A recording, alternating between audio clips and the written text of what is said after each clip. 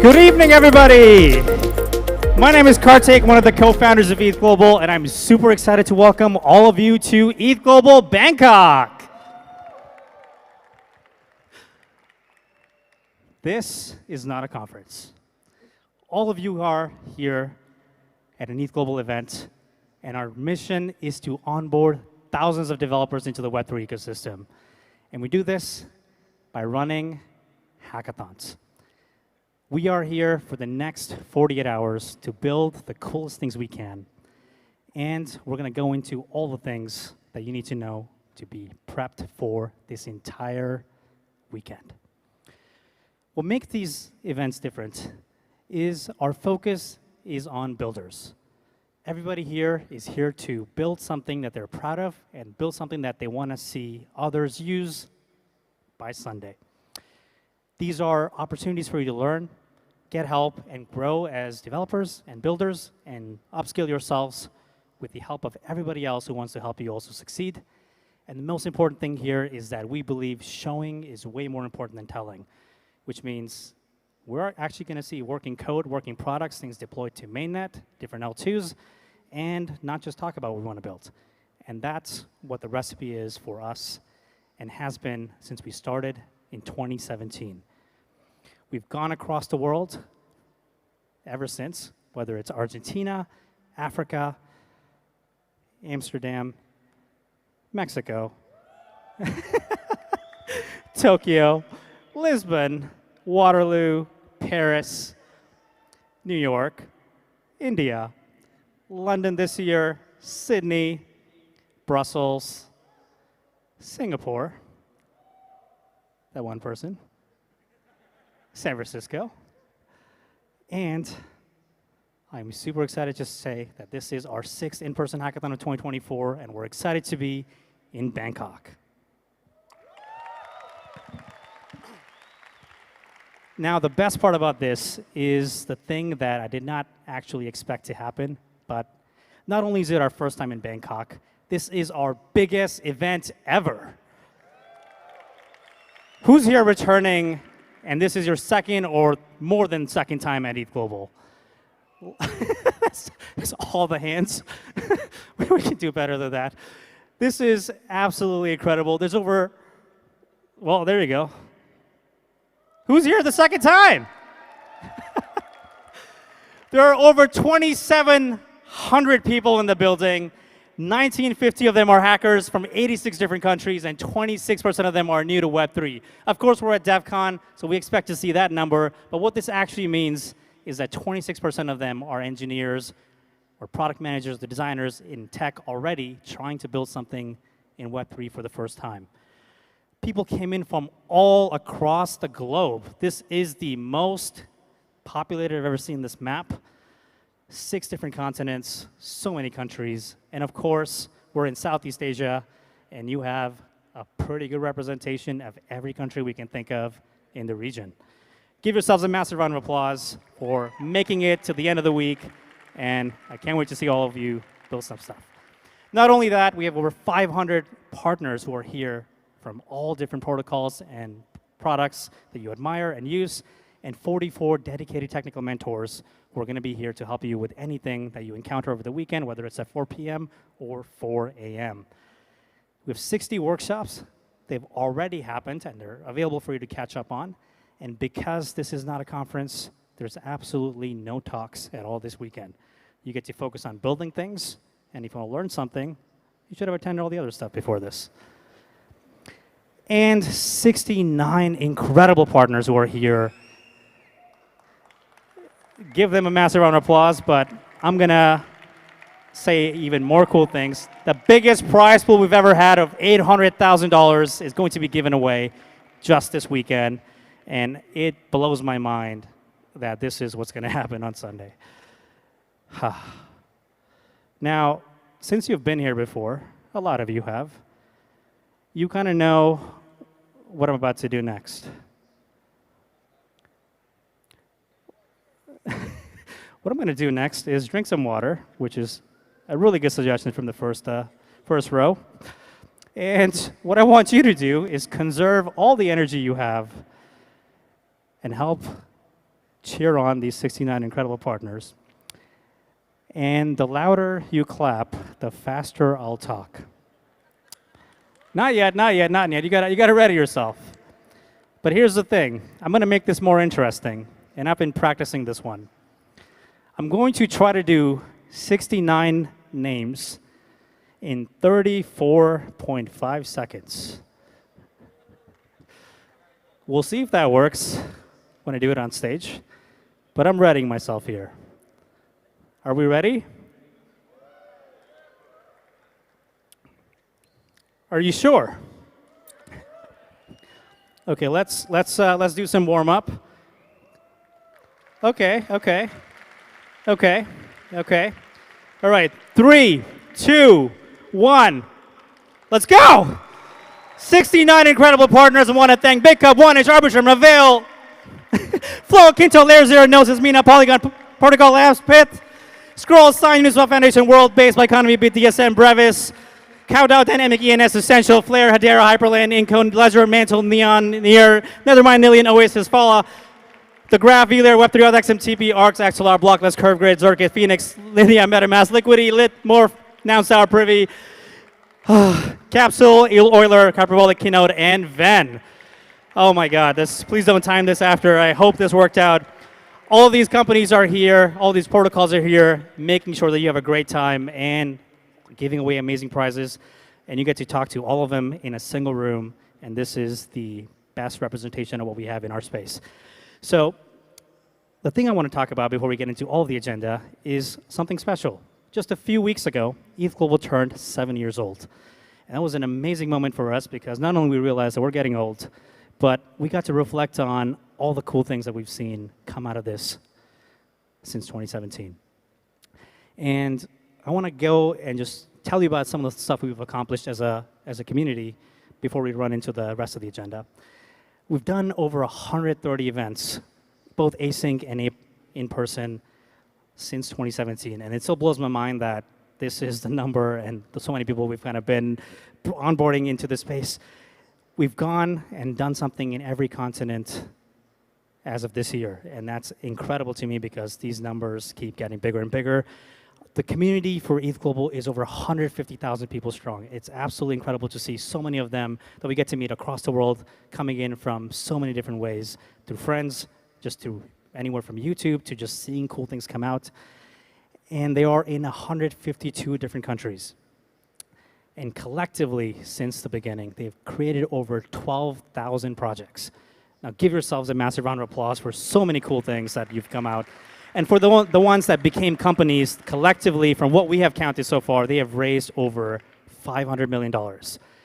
And that's just what we can count and track, but there's so many people that are involved with all these things, whether you're a hacker, speaker, mentor, judge, partner, volunteer, you have been crucial to helping this community grow, this ecosystem thrive. And you are now part of our mission, whether you like it or not. You are actually now trying to get more and more people into this space because you've seen all the amazing things it's done for you. And ultimately, as ETHGlobal, we want Web3 to win, and I'm super, super grateful for all of your support. I want to thank you for being part of this ecosystem and being with us for the last 7 years. And you are what makes our community great, so please give yourselves a massive round of applause.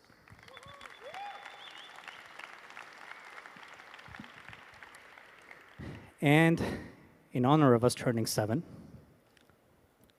we're going to be making 7 announcements this Sunday. Some of you can guess what this is, but you're going to have to wait until 5 p.m. on Sunday. All right, enough of this from me. Let's go into what today's agenda looks like.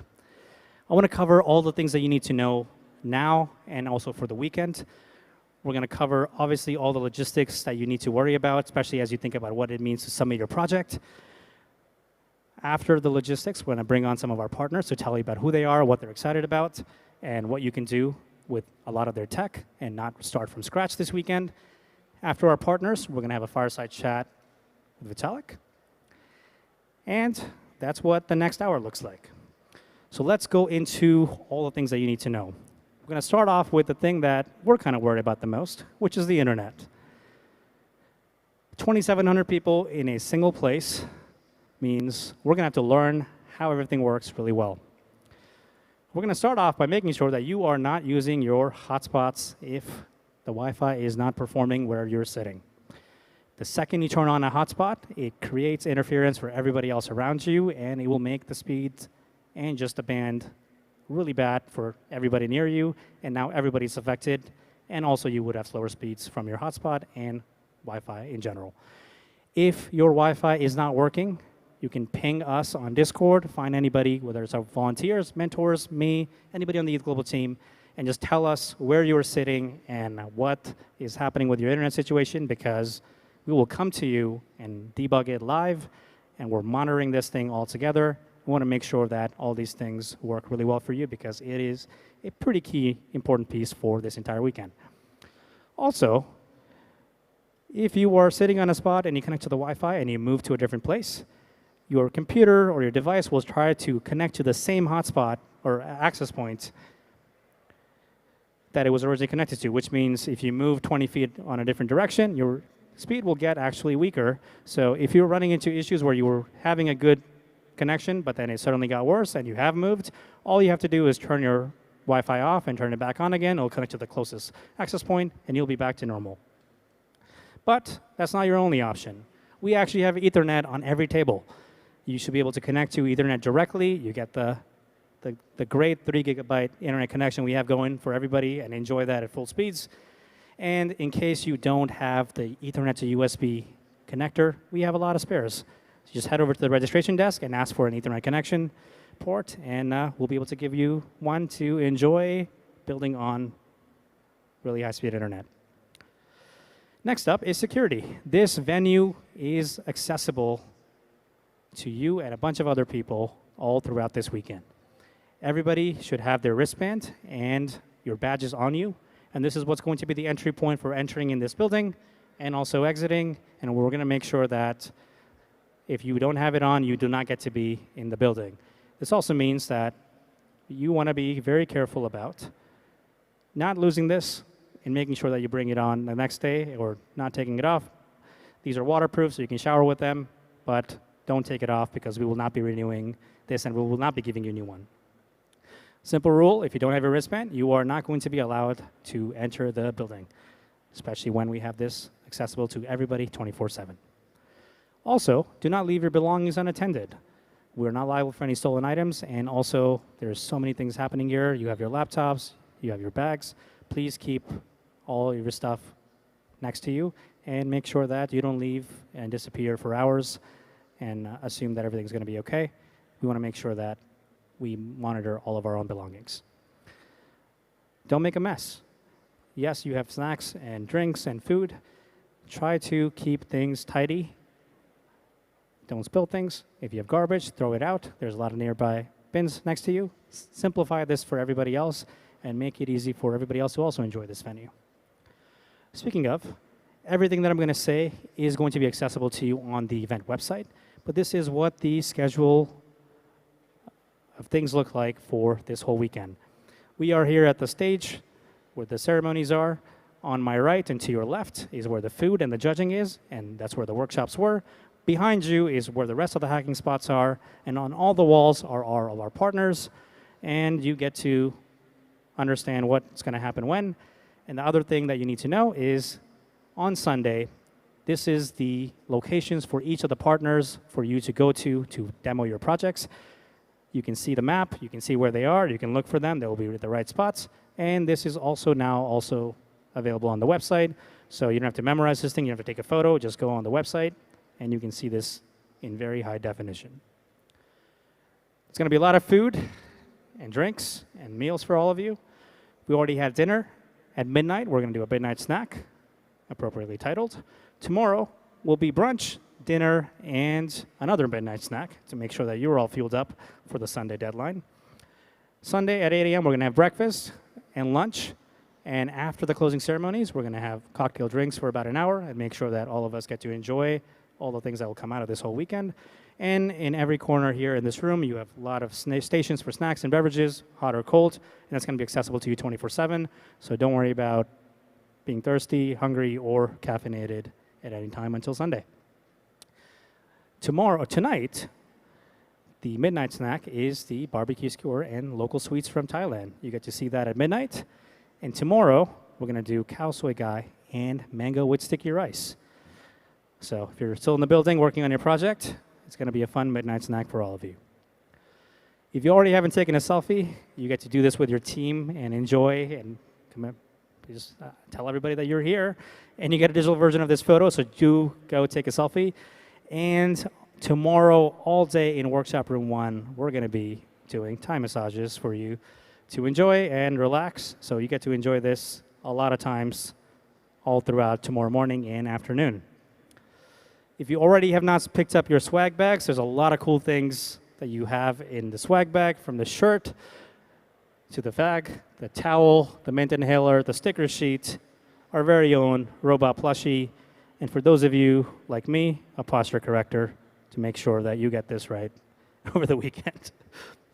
Let's talk about communicating everything that we need to know about this whole week or weekend, and that is making sure that all 2,700 of us are on the same page. We're going to make Discord the place for all of us to default all of our comms with. Anything we want to communicate, we'll send it on Discord, and that's kind of the primary way we will tell you what's going on, whether it's a delay, whether it's everything is on track, or any minor change, or what's going on where. All those things is where we're going to be settling on. The Discord channel is managed automatically based off of your hacker dashboards, and it's only available for people who are part of the event. So if you are hacking here and you see the Bangkok channels on your sidebar, that means everybody in those channels is also a person who is in the building. That simplifies everything. That includes all of the hackers, all of our partners, all of our volunteers, the ETHGlobal team, all of our mentors. You can ask anybody those questions. There are specific channels for all these things. You get to do all of that immediately. Everything I'm also going to talk about is going to be available on the website. So if there's any delays or changes, whether it's a room or some time, we will update the website first. We'll tell this to you on Discord after, and then we'll try to shout this in the building and use these mics to tell you that change happened after, as number 3. You can head over to ethglobal.com/Bangkok for the website, and that's going to be the source of truth for all the things that you need to know. And let's remember that we are here in person. Everybody you can think of is likely in this building. So if you need any help, or you have questions about something, or something is not working, you can just talk to each other in person. You can find anywhere from mentors to other hackers to help you, and get to meet people from all different parts of the world, from 80 different countries. Now, I also want to make sure that we get to do cool things as part of these events and help actually promote what's happening with Web3. And that is our initiative now to go more and more on-chain. There's 2 things I want to talk about that we're doing for this week: the NFC wristbands that all of you have, and the Hacker Pack. Everybody who has a wristband here, which is all of you, the wristbands actually are super cool because they are a custom NFC chip that is P256 compatible. That means every wristband is an Ethereum wallet, and not only is it an Ethereum wallet to receive, you actually can sign an Ethereum transaction through your wristbands. This is provided by ARCs. They're also here. You get to use their SDK to hack on this if you would like. And the cool thing about this thing is that we're integrating this thing to all the flows here, whether it's a workshop or of the meals. You get to tap anybody's wristband on your phone. Your phone's NFC reader will pick it up. You get to see what you have attended as your own timeline of events. And all these things will become attestations on chain through EAS. And we get to show all the things that are happening at ETHGlobal directly on chain. If you scan somebody, you head over to automatically to ethglobal.com/connect, and that's where you get to see the whole history of who you've met.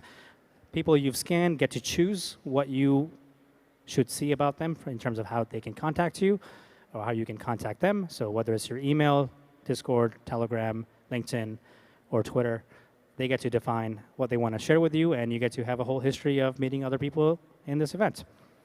And to make this interesting, as soon as you get to that page, you will also see a leaderboard that tracks how many people you've met here this week. And this is going to be fun because it only counts people that you've met in that have also confirmed you, so you can't just go scanning around people who are sleeping. We know this was not going to fly. And at the end of the weekend, whoever's on top of the leaderboard is going to win 0.13 ETH from us. So the top 3 people at the leaderboard get to win this prize, and let's see who ends up meeting the most amount of people here, legitimately. The second thing I want to talk about is the Hacker Pack. Everybody here is eligible for a Hacker Pack as a hacker. All you have to do is head over to the website, ethglobal.com/packs. Click on the Hacker Pack. There you get to mint this. You don't need any ETH or any crypto. On top of that, you will also be able to get a free ENS domain name, a free Lens account, or a free Farcaster account if you don't already have one. There's a lot of more new things being added every week, so you get to experience really, really cool things, whether it's events or just other perks that we're adding. But the primary thing that matters for this weekend is the faucet and being able to get onboarded to some of these incredible Web3 apps that everybody uses here. So all that is on ethglobal.com/packs and the /faucet.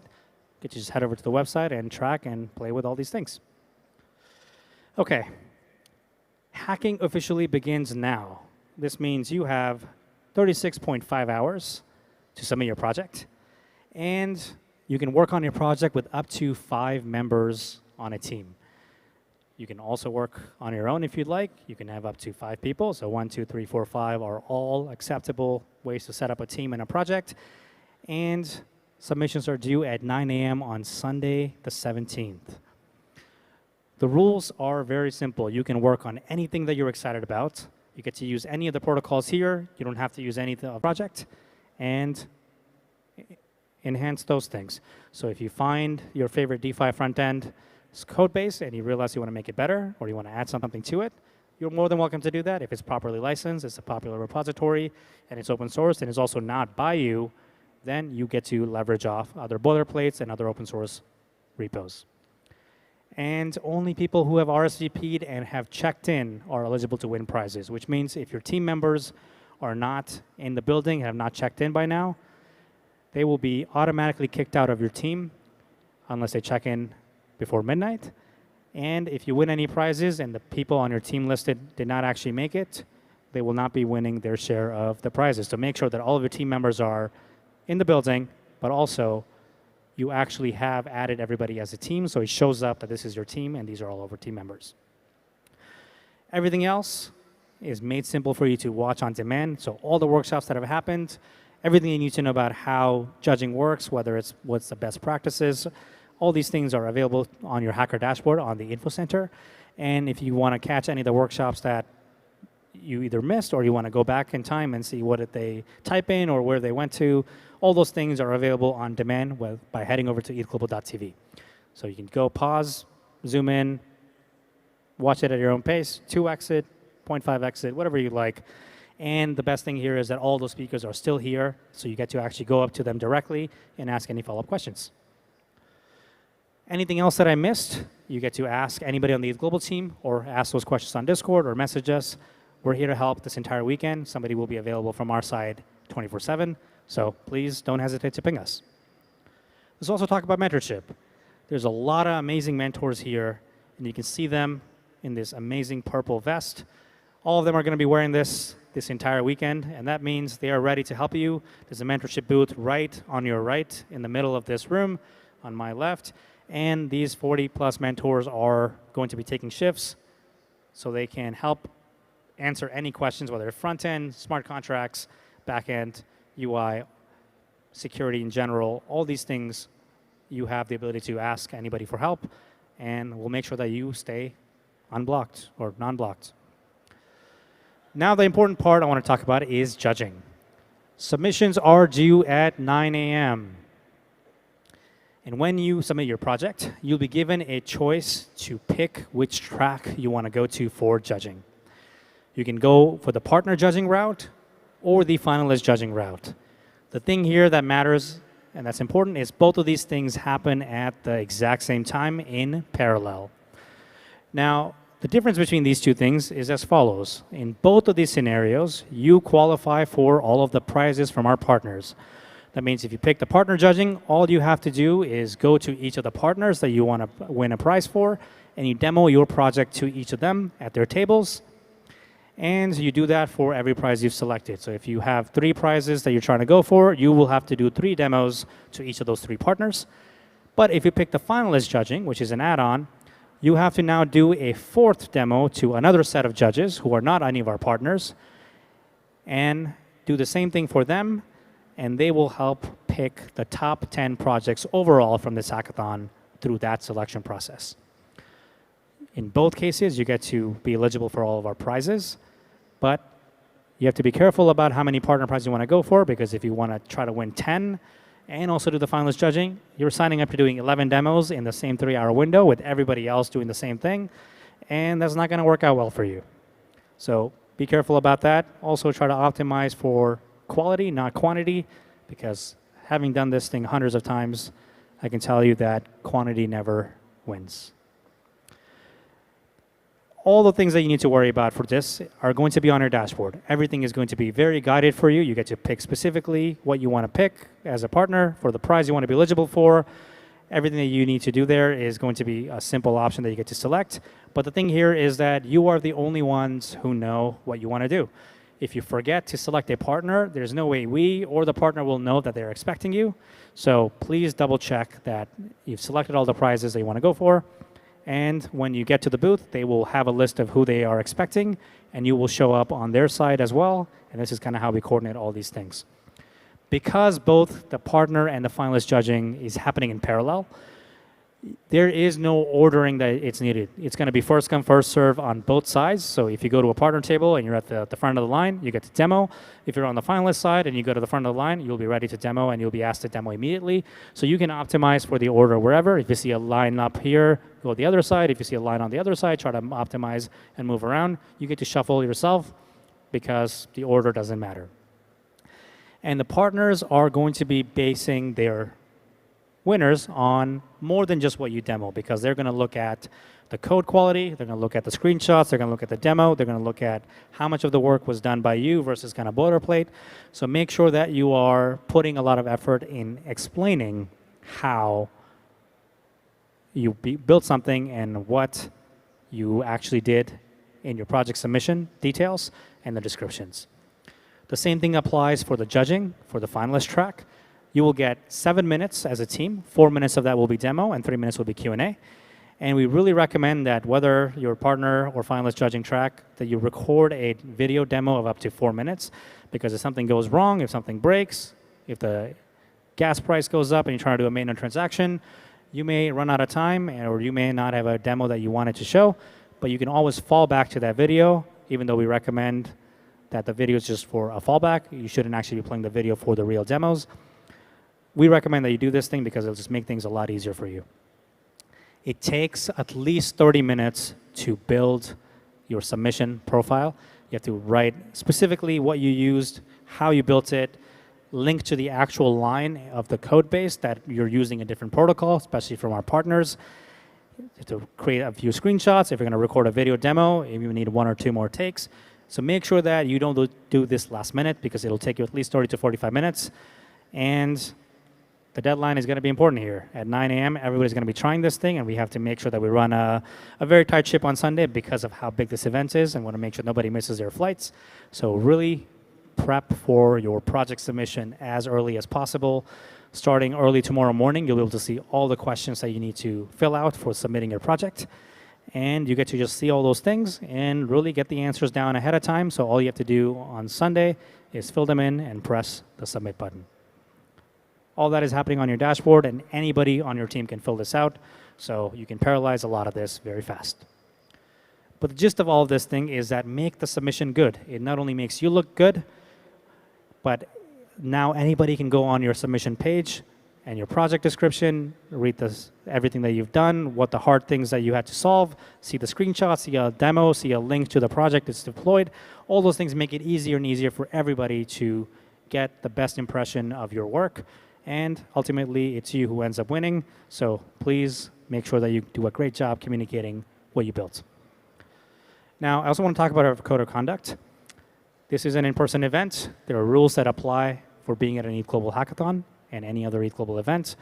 The gist of it is, please be respectful. Harassment and abuse will not be tolerated in any form. And there's a lot more things that are on the rules page that you can look at. But the key thing, in addition to being respectful, I want to talk about is that anything that you built here is going to be owned by you and your entire team equally.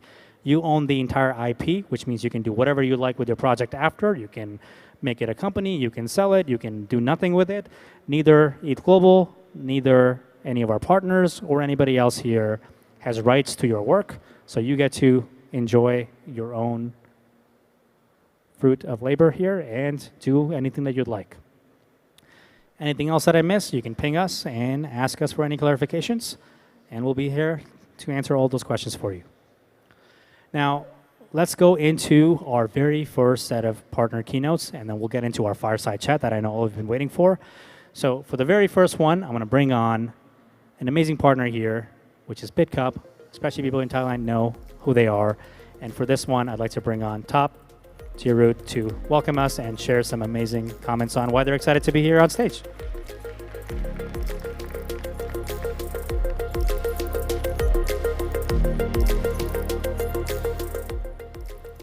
Sawasdee krab.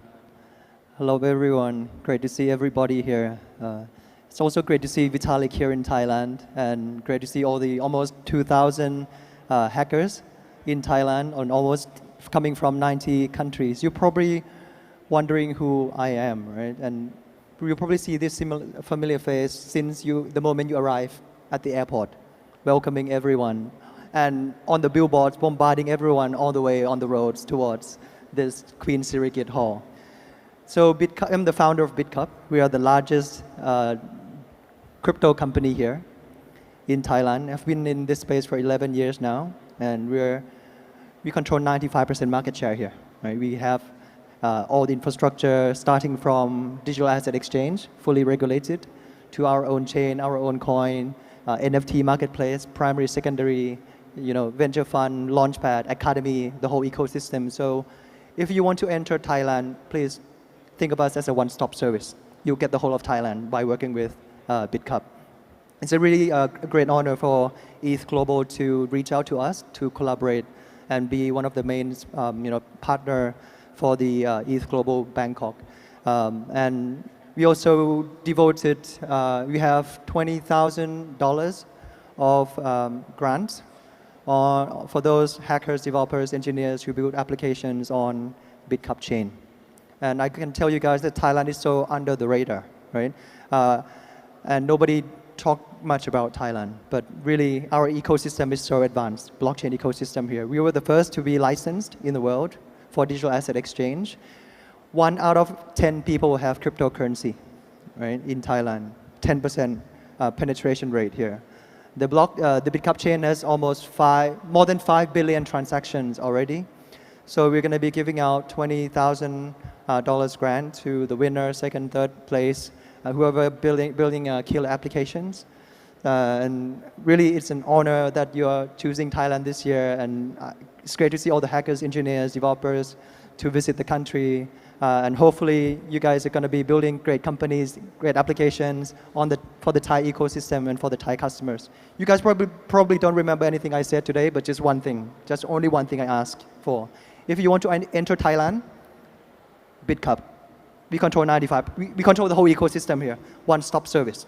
It's going to save you so much time, right? And thank you so much for contributing to coming to the Thai blockchain ecosystem. And best of luck, and I hope you have a great week ahead. Thank you so much. Thank you. Amazing. Thank you so much. Next up, I want to bring on Matt from Arbitrum Foundation. Oh, hello. Good evening. My name is Matt from the Arbitrum Foundation, and we have a blank screen. Let's try next one. Okay. What is Arbitrum? So, scaling Ethereum. We are probably the largest. We are the leading Ethereum scaling layer 2. Yes, I'm willing to fight that amongst anybody else. And we have low-cost transactions, high-speed transactions.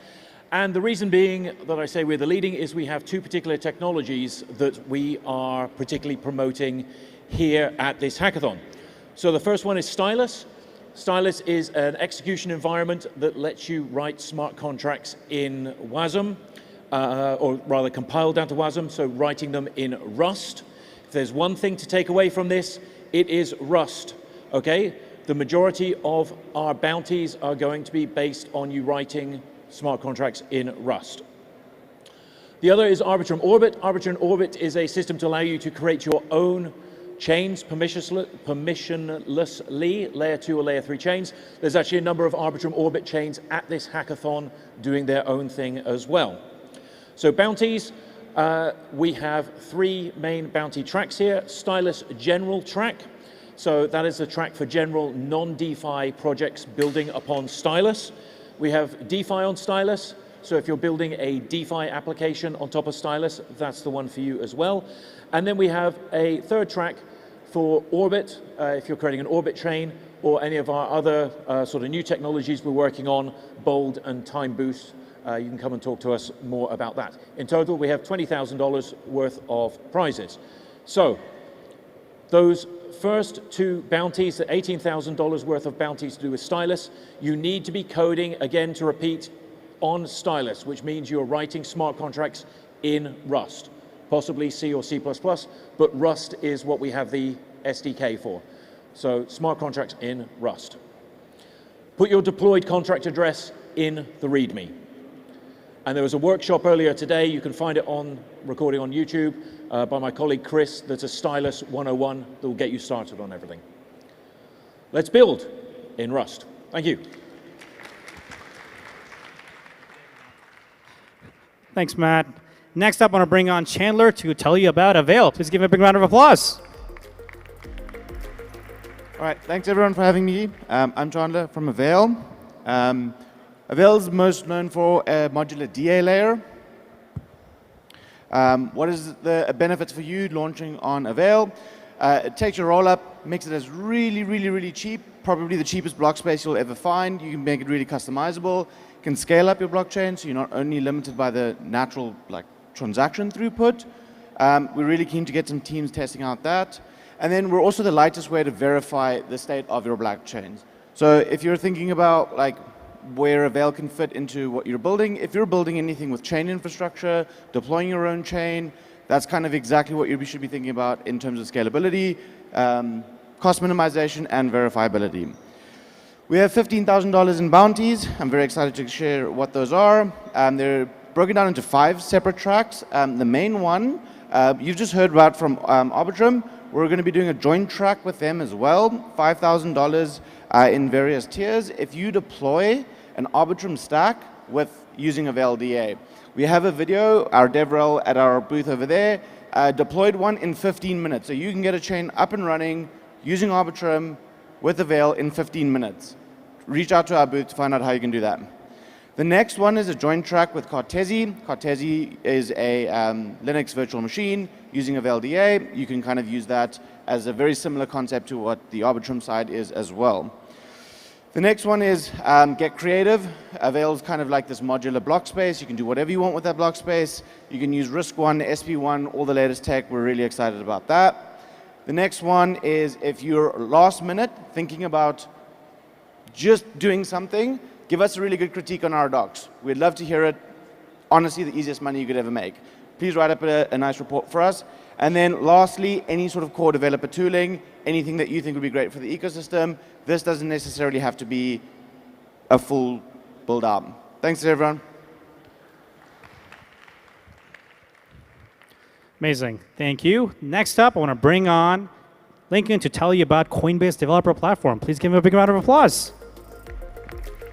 What's up, everyone? Appreciate you all coming. Cool. So I'm going to keep this super short and sweet. Coinbase Developer Platform is in the business of making things as simple as possible for everyone, and this talk's going to be the exact same way. We have our agent kit so that anyone can build an AI agent framework in literally 5 minutes and add in whatever on-chain functionality that they want. We have a commerce component allowing anyone to add checkout to their app and allow anyone to start accepting crypto for their shop. And we have an on-ramp that makes it possible without KYC for anyone to start getting crypto up to $500 using Apple Pay or a debit card or something like that.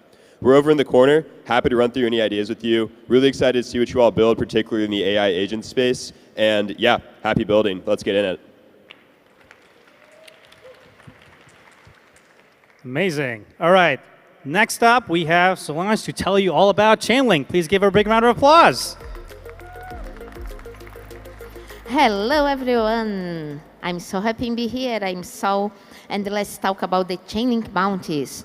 So first of all, let's talk about Chainlink CCAP. If you'd like to do something from one chain to another chain, this is the best way. Maybe you'd like to send tokens, or you'd like to send messages and call a function in another smart contract. You can use this with Chainlink CCAP, and you can win 4,000.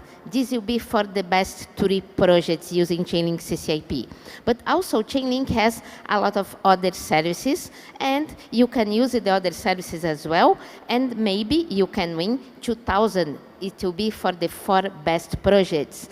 And by the way, what's an oracle? An oracle is the way that you can connect with the world. You can do anything outside of the blockchain. And this is Chainlink in a decentralized way. So, before I talk about the service itself, do you like my headphone? Yeah, it's a JBL headphone and can be yours if you are our winner. So, maybe you can get this as well. So, talking about the services, I already talked about CCAP. So data feeds, you can maybe get the code of ETH and you can do this using data feeds or data streams. Or you'd like to prove some reserve in a bank using proof of reserve. But also we have the computing services like VRF to generating random numbers or automation to call any function inside your smart contract in an automated way. Or using function to call any external API outside of the blockchain with a JavaScript code inside your smart contract. Yes, or Deco for privacy. And all of this is in our developer hub. So go over there, you can see documentation, examples, all of them. But we are here with partners. So we have the bounties with these blockchains as well. And also these services, we have examples for all of them. And this is, thank you so much. Thank you. Next up, I want to bring on Onchain to tell you all about Gnosis. Please give her a big round of applause. Hello. Hi, everyone. Good evening. Thank you so much for joining the hackathon. I'm Vanshika. And this time, Gnosis have been doing extremely great projects for the hackathons. We have Gnosis Studio representing multiple projects that you can build upon. Gnosis Studios is basically like a bunch of projects that we design for financial infrastructure, like payments rails, and obviously supporting like decentralized infra. So we have $10,000 in the bounty prizes across 3 different products that you would be building. First of all, obviously, let's start with circles. So if you are a person who would love to build something around social or community dApps, do check out Circles SDK. Circles is basically a decentralized protocol, and it involves like fair issuance of money, and also is based upon the web of trust. So if you are in this room and you want to build some like an event management application or something like that, want to connect with people in the event, definitely integrate this. You can bootstrap a community, DAO, even unlock soft Sybil resistance as well. And moving on, next one, we have decentralized payments. So for all the people who want to do something real world use case and think about payments infrastructure as well, we have Gnosis Pay, APIs available. Gnosis Pay is basically the first decentralized network and allows you to do like self-custodial payment transactions via SEPA and on Visa network. So you can develop self-custodial smart accounts and use delay and roll modules to emit the Visa transactions and build something very, very cool for all the fintech stuff. Last but not the least, we have some cross-chain protocol as well, Hashi. So you can build cross-chain applications as well, utilizing the EVM hash oracle aggregator. And we have multiple general message passing bridges like Layer 0, Wormhole, and Zclite clients. Supported testnets include Sepolia, Gnosis Triado, Unichain, Base, Arbitrum, and Volchain. So have a great hacking time as well, and thank you so much.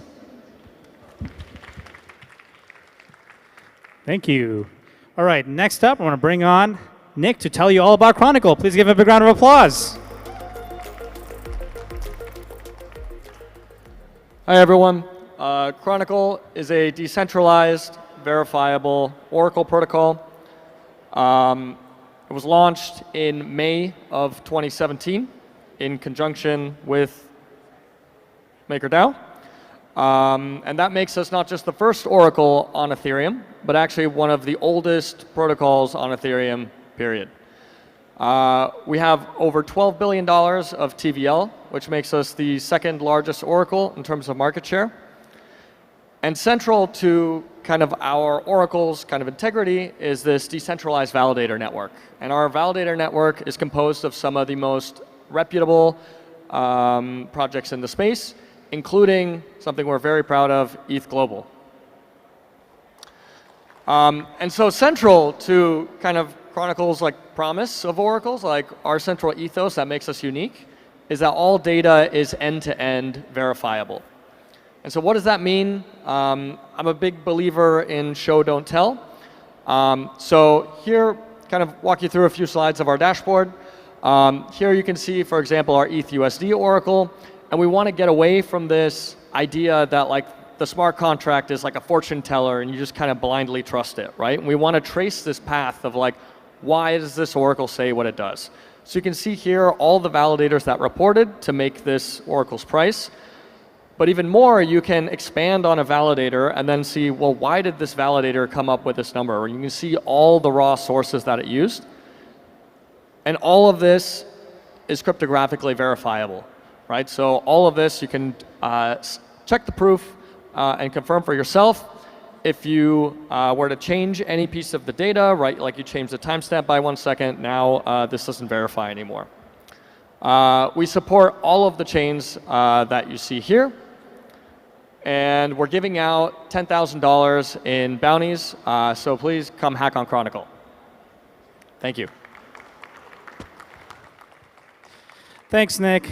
Next up, I want to bring on Victor to tell you all about Kinto. Please give him a big round of applause. Thank you so much.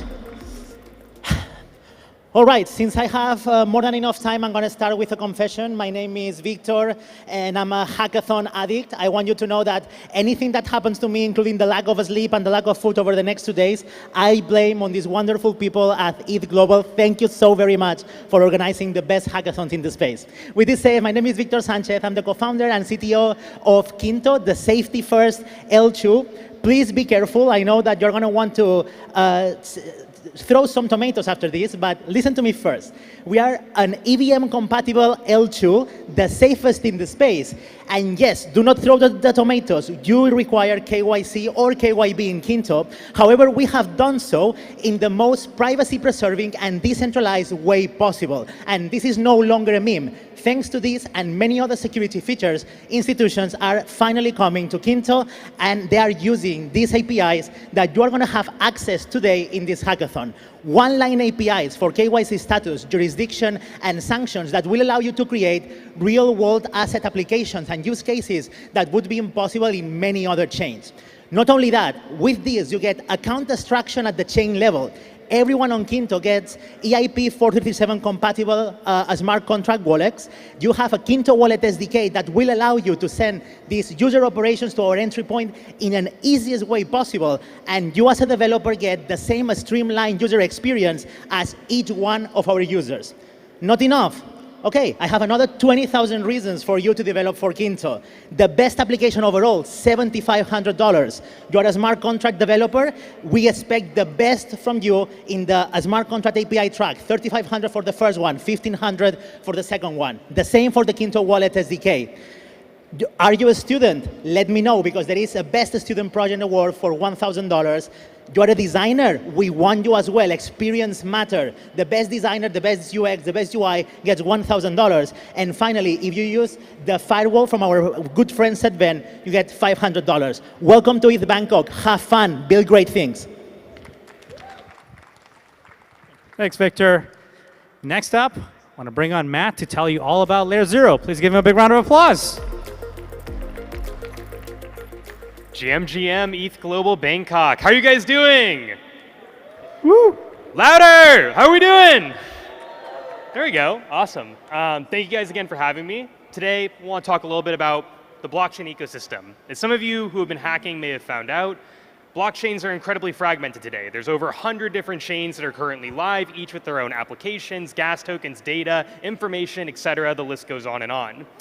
And In the route to solving that fragmentation, to bringing all these chains closer together, we've often led a lot of centralization back into the fold when it comes to cross-chain messaging. The biggest hacks in this space are ultimately due to it. Centralized verifier sets, permissioned entities that you can't actually control or manipulate, and validators that simply fail over time that break your application and all of the funds that come with it. That's why we built Layer 0. Layer 0 is an immutable interoperability protocol built for building universal blockchain applications. Simply put, any application on Layer 0 can seamlessly connect to a Layer 0 endpoint contract on any supported blockchain network, move any data, whether that's tokens, NFTs, et cetera, to a new network, and you, the application developer, set the security that you use for these applications. So far in the last year, Layer 0 has done 135 million plus cross-chain messages on mainnet, supported over 100, I need to update that slide, blockchain networks, and overall accounts for around 70% of value transferred cross-chain. And we're not done. We're now accelerating on-the-chain data with Layer 0 Read. Starting this hackathon, you can play around, as of 2 days ago, with Layer 0 Read, a new version of the protocol built for reading on-the-chain state from any supported blockchain network.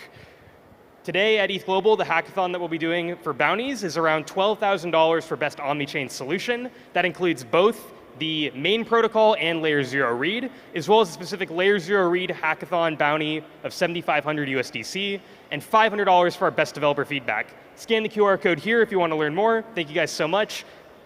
See you soon. Thank you. Next up, I want to bring on Raphael to tell you all about Mina. Please give Raphael a big round of applause.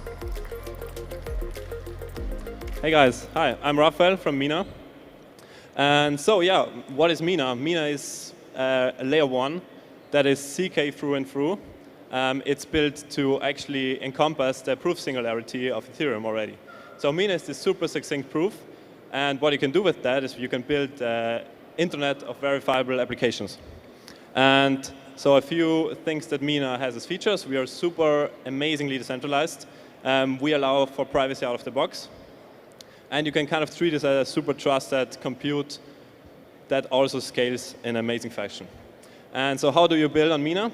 We have this product, this framework called ProtoKit, and it allows you to build app chains on top of Mina in a super simple way.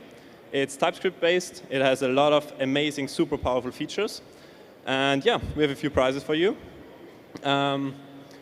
We have 20K in prizes in total, and they're split up in 2 tracks. One is to build a Mina application using ProtoKit, and another one is to build ZK Gaming on top of Mina using a framework called ZK Noid. They're also built on top of ProtoKit, and they do provable gaming in a super nice way. So yeah, build on Mina. We're happy to support you, and have a lot of fun. Thank you so much. Next up, I want to bring on Blake to tell you all about Polygon. Please give Blake a big round of applause. I love the photo. That's not me. That's but, not Blake. That's what happened great. to your hair, Blake? That one's on us. Okay, I know everybody is just busy chatting, busy talking, and getting to the hackathon, so I'll make it quick. I made these really pretty slides just to go over things very basically, but a user onboarding challenge, which we know is always a struggle in Web3. So simplifying Web3 access on Polygon. We kind of formatted the prizes to be 1 top winner and 2 secondary placers like after with the 4,000 USDC. We're throwing some AI and on-chain bounty in there as well. Colin from Dabble is with us. He's brought these little AI necklaces that basically collect your data, your conversations, and all that kind of stuff. So we do have hardware if you want to use that to like do the participate in that bounty.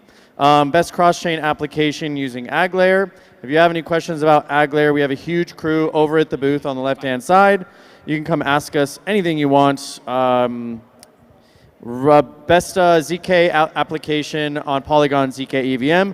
Pretty broad, but we like to see different creative use cases there.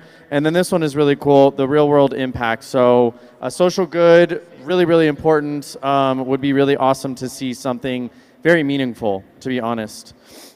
These ones my colleague added, so I can't really speak to them too much, but you can get a little bit of more boost from your bounties with integrating with vLayer. So I'm going to slide through these, but these are all listed on our bounties on ETHGlobal. And then secondary, if you want to join the chat here, we can answer questions online or in person.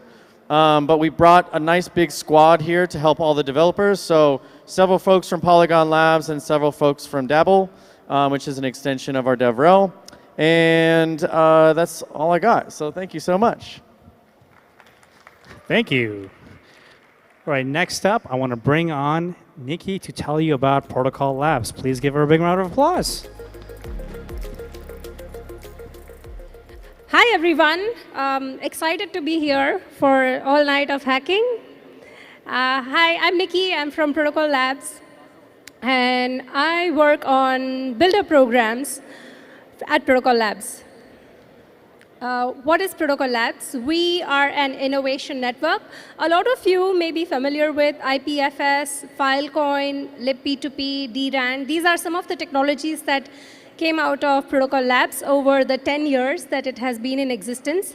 And this year, we have turned into an innovation network, which has more than 600 companies.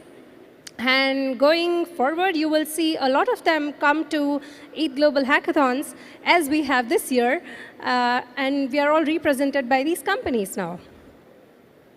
We run programs no matter what sort of a builder you are, whether it's your first time at a hackathon, or you are a founder on your way to raising capital, or you have already raised some and are looking to grow and find more support for your product. So we have a program for all of you, and you can find more information on the website. Coming to ETHGlobal prizes that we are offering at this hackathon. So you can build on Filecoin, which is the biggest decentralized storage network.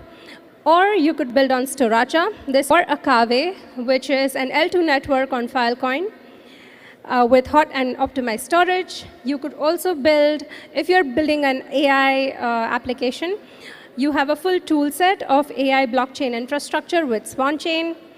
Or lastly, you could also build on the Protocol Labs bounty, which has a product called the PL directory, with which we support all of our teams. And we are offering up to $20,000 in prizes for up to 10 teams.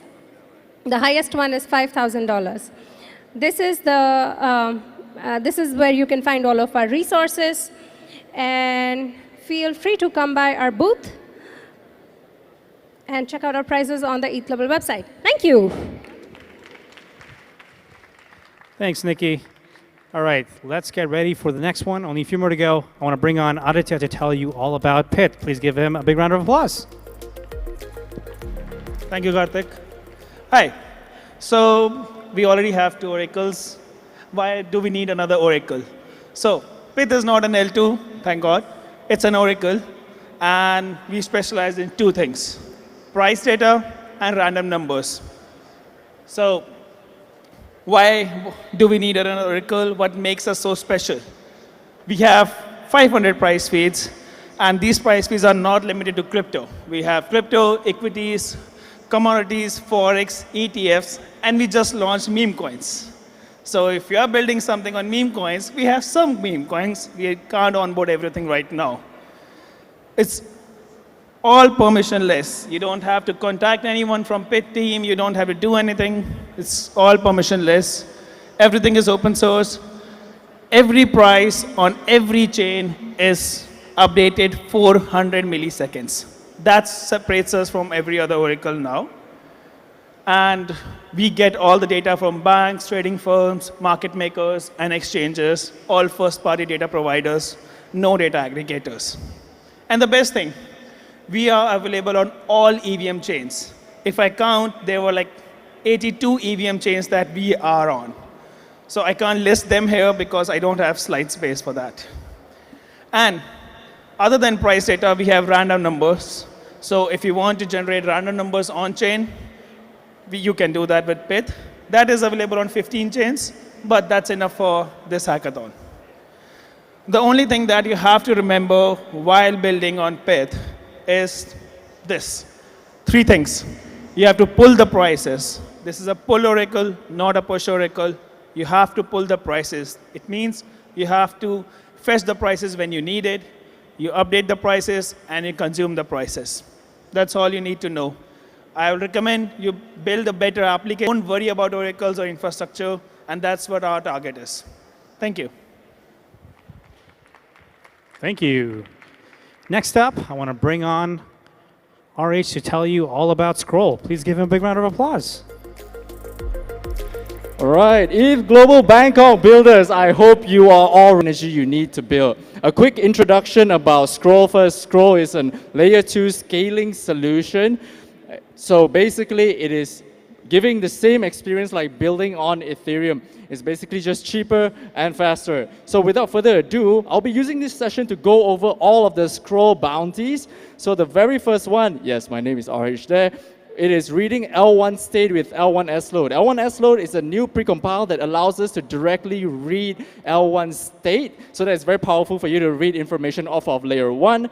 And for the second one, it is our new technology that we have, Scroll SDK, which allows you to build your own rollup. This is something very exciting, something very new. I would challenge all of you to test this out. I'm also very excited with this piece of technology. It's our first time releasing this technology to a hackathon. The final one, the track number 3, best innovation on Scroll. We're challenging all of your creativity. Unleash it over here at ETHGlobal Bangkok, right? 5 prizes going up all the way to $4,000 as the first place. Just got to make sure that you are deploying and verifying your contract on Scroll.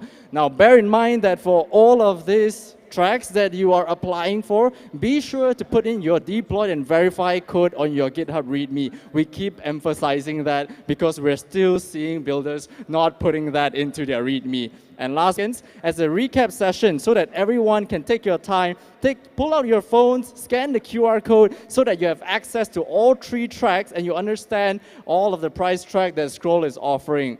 Again, for some suggested ideas on best innovation on Scroll, be sure to read more in the suggested project section. Thank you.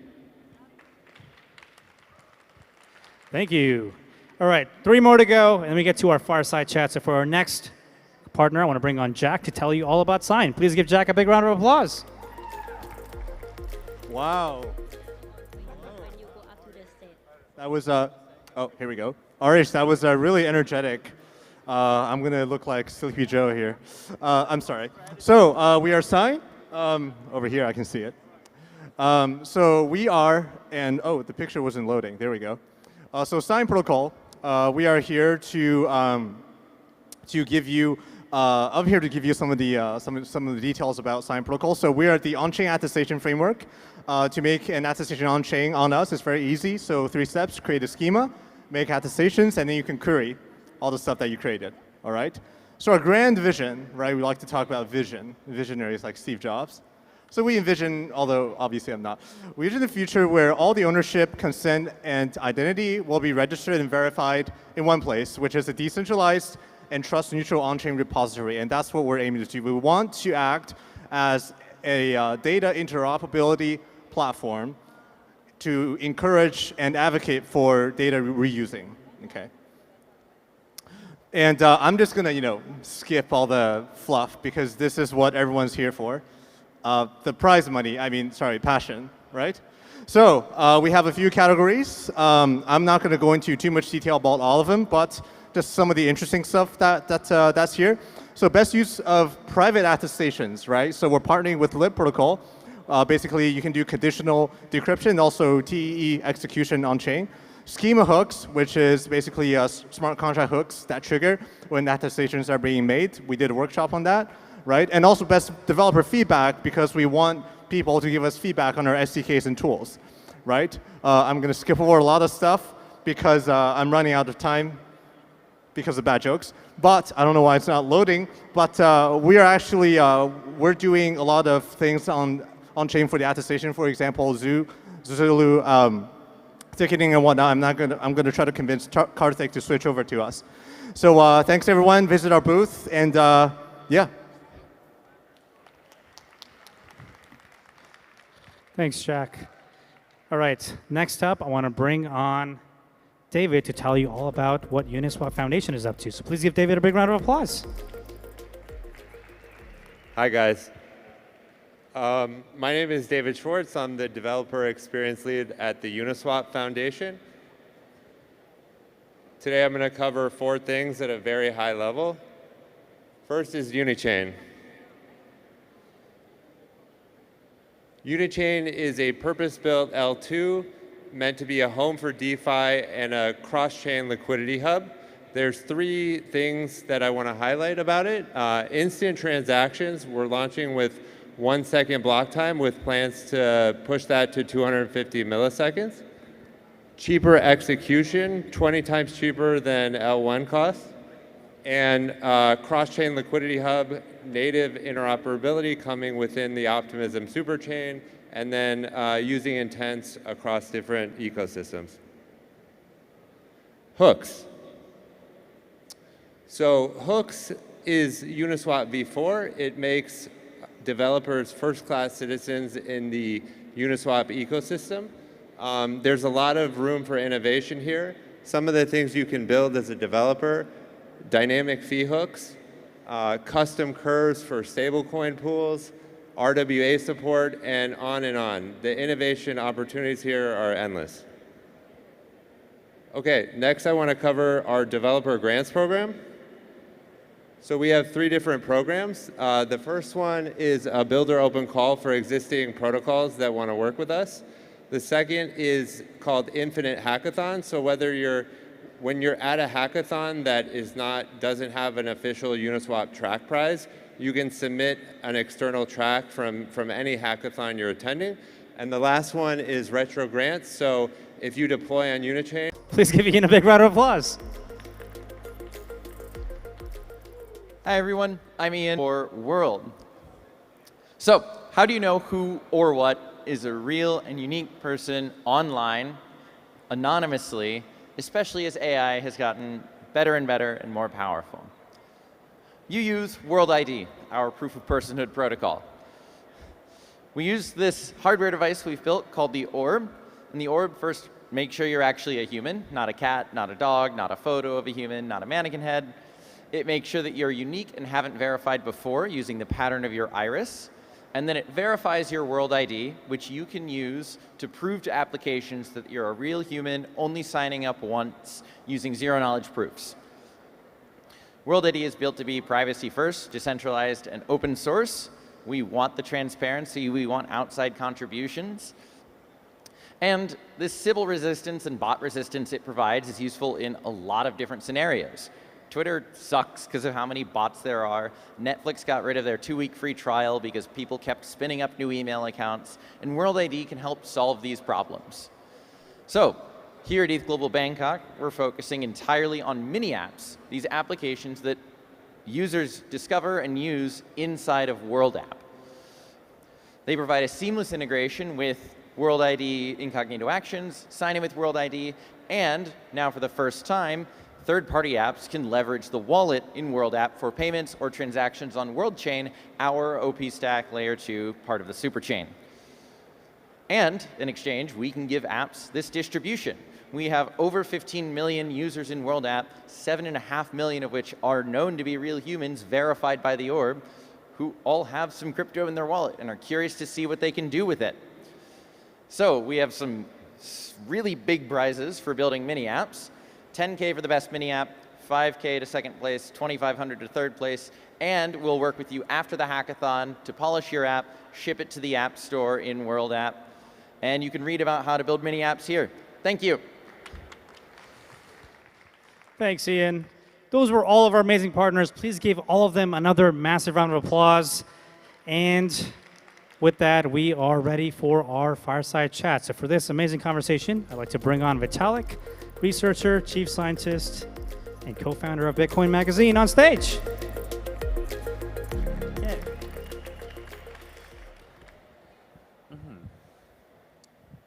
Hey, V. Hi, Kartik. How are you? I am a little bit tired, but overall great. So, Kartik, it's been how many years of ETHGlobal now? 7 years, 130 events. Yeah, so how was your general impression of DEF CON this week? I actually really enjoyed the fact that this was a developer-focused community this time around. And I feel like we've seen a bunch of different waves. And this time, it kind of gives me the same 2017, 2018 vibes. And that was a moment where people were actually excited about making the protocol better. And I actually found that refreshing. I think I felt the same way. Amazing. Well, that was my first question to you, too. My math says you have done 26 different talks this week. Is that right? Or is there more? I mean, do you want me to count now? Do you count? Okay, do you count talks or do you count like events that I've been to? Like maybe talks is simpler. Okay, so hold on. 2 + 2 + 11. Okay, that's 15. Then that was before DEF CON. Then okay, during DEF CON, what was that? The first day, first hour. It was like, I think it was like 3 + 4 + 3 + 3, so about 13. So that gets us to 28, and then I still have like, I think like one more soon. 30. That's a very busy schedule. What were some of your favorite moments from that whole week? DAC Day was fun. So that was yesterday. So that was. It was really amazing to like actually see that whole community come together and people who are doing really fascinating bioscience together with people working on computer security, together with people working on prediction markets and neurotech and like all of those different concepts all come together and like actually function as one community and like just seeing the progress in all of those individual fields. So that was really impressive. The very beginning of DEF CON, I mean, especially in the opening part, I felt like the choice of just like putting so many anime themes in there was just like perfect. That's the Ethereum I know. Exactly. Yeah. Awesome. Well, maybe let's go into some of the stuff that I know the rest of the internet's been talking about, and that is Justin Drake's talk. Okay. So, what I'm kind of curious about is, what do you, as Vitalik, think about Beamchain? So I think almost all of the ideas in there are like basically correct, right? And they're like basically very similar to things that have been talked about in the Ethereum research space for quite a while, right? They're right in my the roadmap documents that I've published. I think the two places where I would either disagree or at least express uncertainty on substance are, one is short swat times. So I worry about short swat times because I think it would hurt, like it risks hurting both like fairness toward people in geographically non-central locations. It's like, even if theoretically you can optimize the loop down so that theoretically someone who is based in Latin America or Southeast Asia or Ghana or New Zealand can participate in creating a block, if it's the case that they still suffer like a lot, like even like 10 or 20% incentive-wise, then like even if they can, they won't, right? And so I think like for that reason, you actually want to be a lot more careful, and also you want to be robust against potential breakdown in internet communications. You want to be robust against potentially a rise in censorship and like other kinds of active attacks against the chain. And so I don't think that the Ethereum L1 should like over-optimize and say like, okay, the Earth's like half circumference is 20,000 kilometers, that divided by the speed of light is 67 milliseconds, times 3 rounds of communication, therefore the L1 should have 200 millisecond block times, right? That's like the kind of thinking where like, okay, like I think Nassim Taleb trolls people on Twitter way too much in equals overlord, but if you do that, he'll like say the word fragile at you 500 times and you will deserve every single one of them, right? So I think Ethereum needs to be way more cautious than that. That's like one piece. And then not to say that I think 12-second swat times are optimal, right? I think we should just do the research and we're not sure yet how far we can go. And then the other thing is like the trade-off between doing it all at once versus doing it more incrementally. And I think we should like start the work and then figure out over time what the right approach is.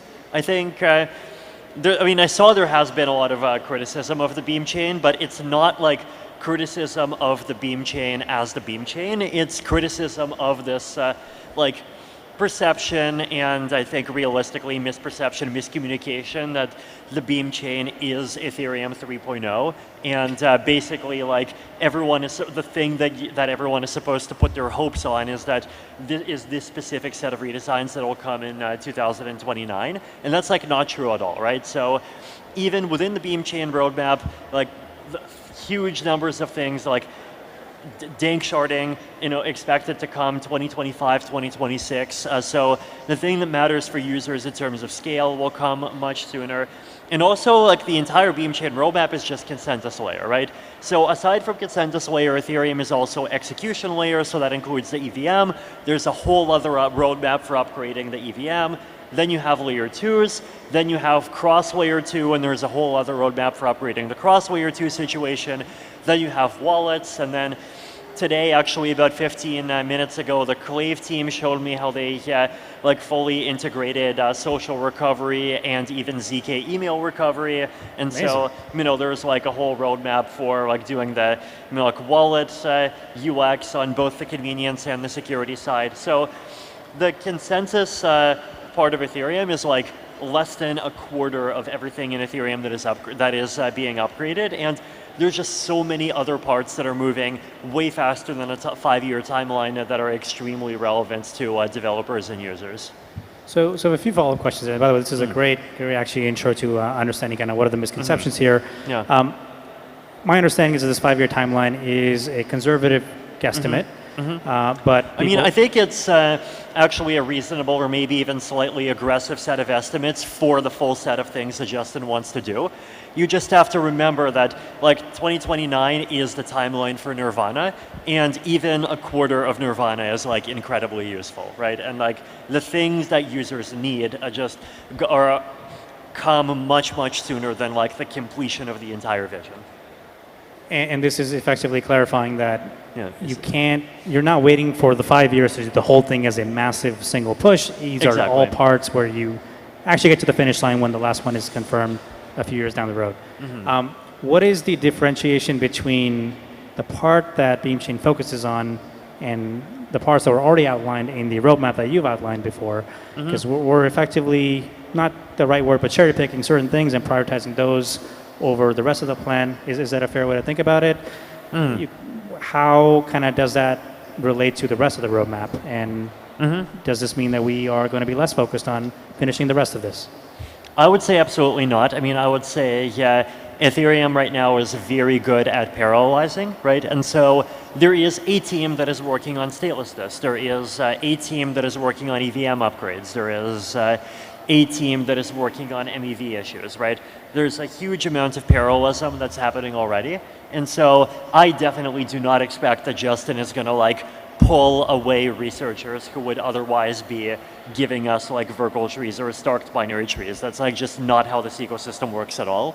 I think actually the higher, more likely possibility is that this roadmap is going to be able to pull in people into the speccing process who would otherwise not be able to participate at all.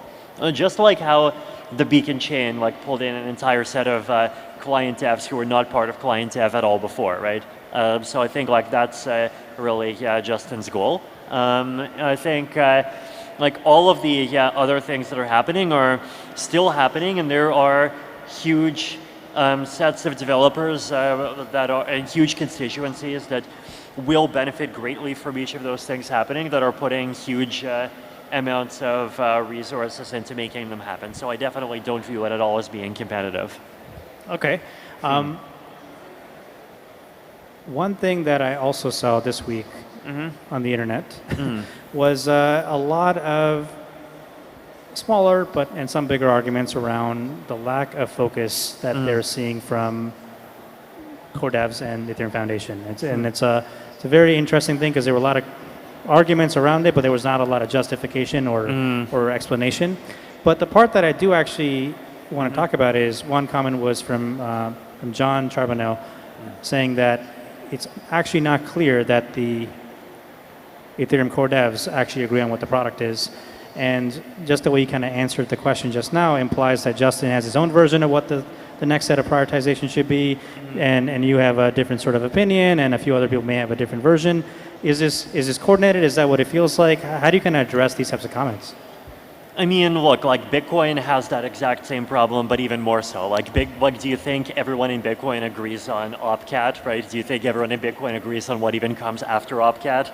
It's like having internal difference of opinion is not a failure mode. It is a decentralized, pluralistic ecosystem, right? And like, no, Ethereum is not taking the iPhone approach. Like, if that's what you want, there's plenty of other blockchains for you, and realistically, there's plenty of things that offer far more scale and far lower latency than blockchains that are for you, right? So then tell us why that is actually not something you want to go do as Ethereum, and why does it matter that we have this approach to building software?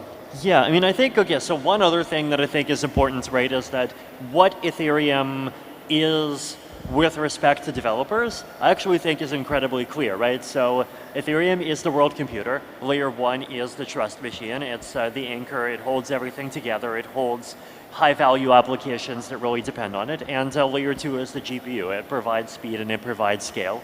And that includes a very heterogeneous combination of roll-ups and other systems that have all kinds of speed and scale trade-offs for all kinds of different applications. Like, that is what Ethereum is, and basically it's the vision that it's been going for all the way since 2020, right?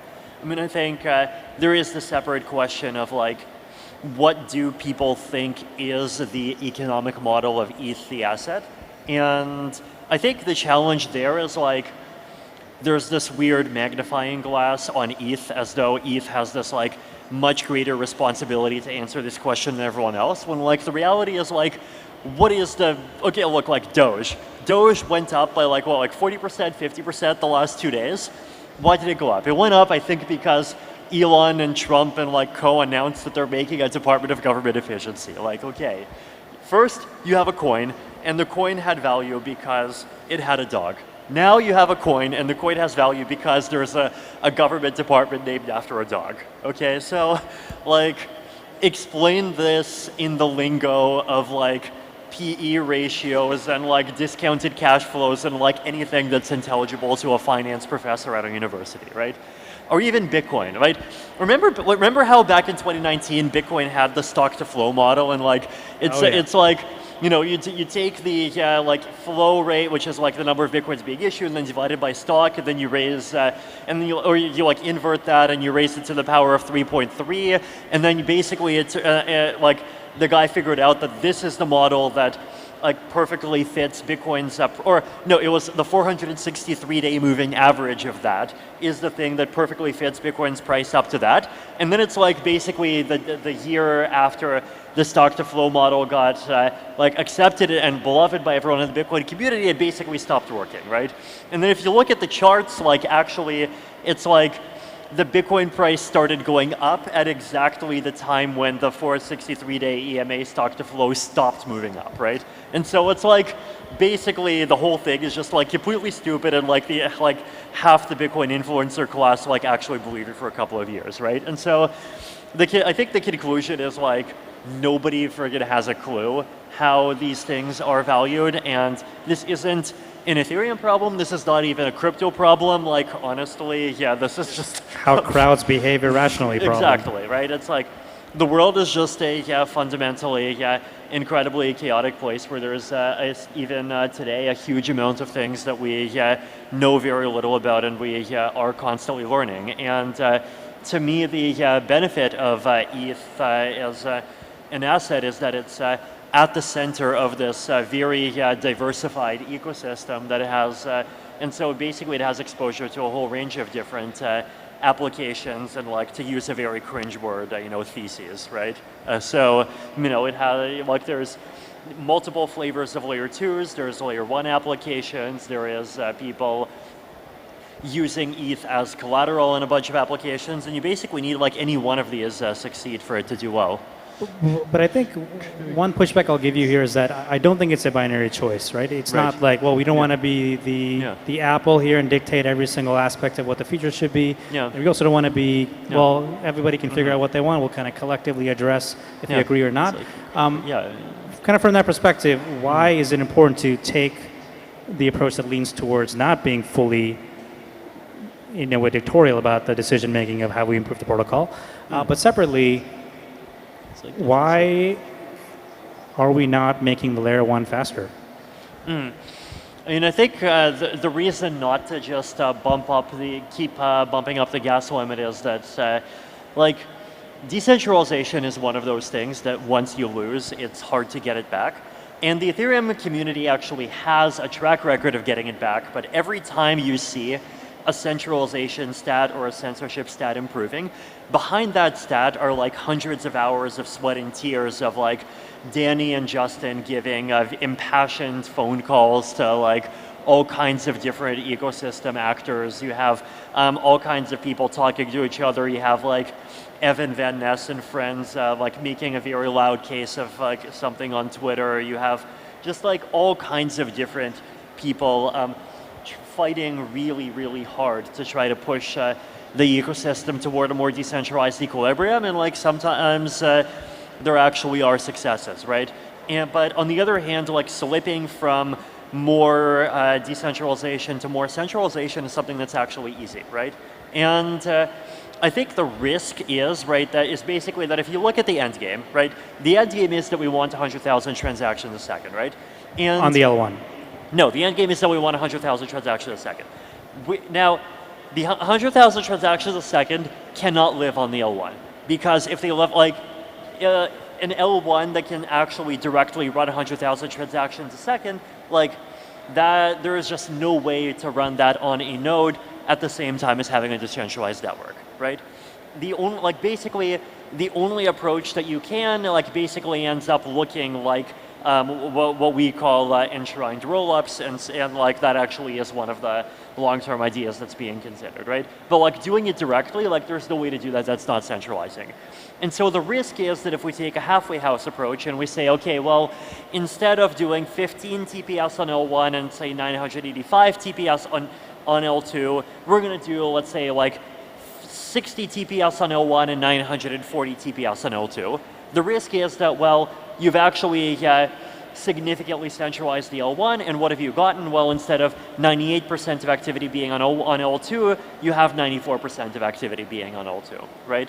And so I think this is one of those things, right, where if you go in that direction, sometimes it's easy to make it in response to a knee-jerk judgment, but then like you have to be really clear about like what you aim to get and like what risks you're taking, right? And so I personally, like, I do support L1 increasing in scale, and I do support both like moderate gas limit increases, EVM repricings, introduction of entirely new features like EVM Max and SIMD that could greatly accelerate EVM computation of specific operations, very beneficial to L2s and to L1-based privacy protocols, right? But I think this is something that should happen like reasonably and at a gradual pace, right? And at the same time as L2 scaling can happen very aggressively. So is decentralization in this example and just in this kind of decision making purely the ability for any individual to just run with the same specs and assuming that the hardware requirements are accessible? Is that kind of the only axes that we're looking at? So one is number of distinct people who run nodes. Another is the number of both solo stakers and even small and medium enterprise stakers that are like actually staking. So you have those stats, right? And again, this is one of those things where it's not about capability, it's about incentive, right? In the sense that like a lot of the time people say things like, oh, you can buy a 20 terabyte hard drive for like $5,000 or whatever the number is, right? And like, therefore requiring 20 terabytes of storage is actually not that bad, right? But that's the wrong metric. The metric is you don't want running a node to be possible, you want running a node to be easy enough that it's a thing that people consider doing by default, right? The challenge is basically that if running a node becomes more costly, then even if it's theoretically possible, people get lazy, people start aggregating all of their nodes and basically all trusting one operator to do everything, and that itself starts this slide toward an ecosystem where you have a relatively small number of actors that are actually interpreting the rules. And once you have a relatively small number of actors that are interpreting the rules, that means you have a relatively small number of actors that need to be convinced to change the rules. And so from the perspective of someone building an application that needs to last like 5 or 10 years, or even from the perspective of someone building a layer 2, right? The thing that you want out of the layer 1 is robustness. The thing you want out of the layer 1 is that you want something that is going to be what it promised to be, right? And I think that's something that's really valuable for Ethereum L1, just like for Bitcoin L1 to really take seriously and not be willing to give up easily. That makes a lot of sense, and I think actually I have a couple of follow-up questions there, but I'm not going to do that because there'll be a personal tangent that I go into. The thing I'm kind of curious about is how does this tie into the L2 roadmap? So is kind of the bet that let's make everything happen on the L2s because we are agreeing to the layer 1s being more scalable over time, but we want to parallelize that so that eventually we can absorb this? Or is it that actually you think delegation of transactions is important to be on L2s and the layer 1 should be mostly just aggregating and rolling up instead of actually storing the raw hundreds of thousands of transactions if you ever get to that world? I mean, I could definitely see certain types of high-value activity continuing to be on L1 for quite a while, right? And I think if potentially that could even continue into the long term. We'll see, right? I think there's a lot of different long-term end games. I do think it makes sense for at least some amount of activity to continue to be on L2, even in a long-term future where L1 adds something like native rollups, right? And I think that one's true for 2 reasons, right? One of those reasons is that even if L1 adopts native rollups, I think realistically core devs would want to do it in a way that is minimally opinionated and in a way that gives developers maximum flexibility. And so it'll be done in a way that basically makes it easy for even existing L2s and even based rollups to just slot themselves into the framework and just continue to function. So that's one part. And then another part is that I see the valid room for 2 different kinds of L2s, right? One kind that is focuses more on decentralization and maximum security and inheriting the properties of L1 as much as possible.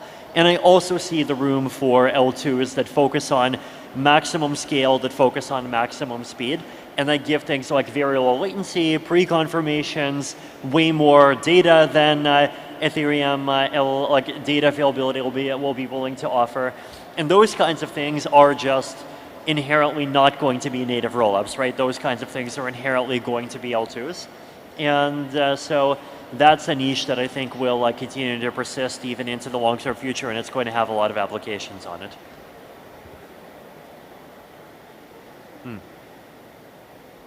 Is it okay to accept single points of failures for these L2s because some of them will make these compromises for higher latency or faster throughput, but not settle as fast, and you kind of do those trade-offs?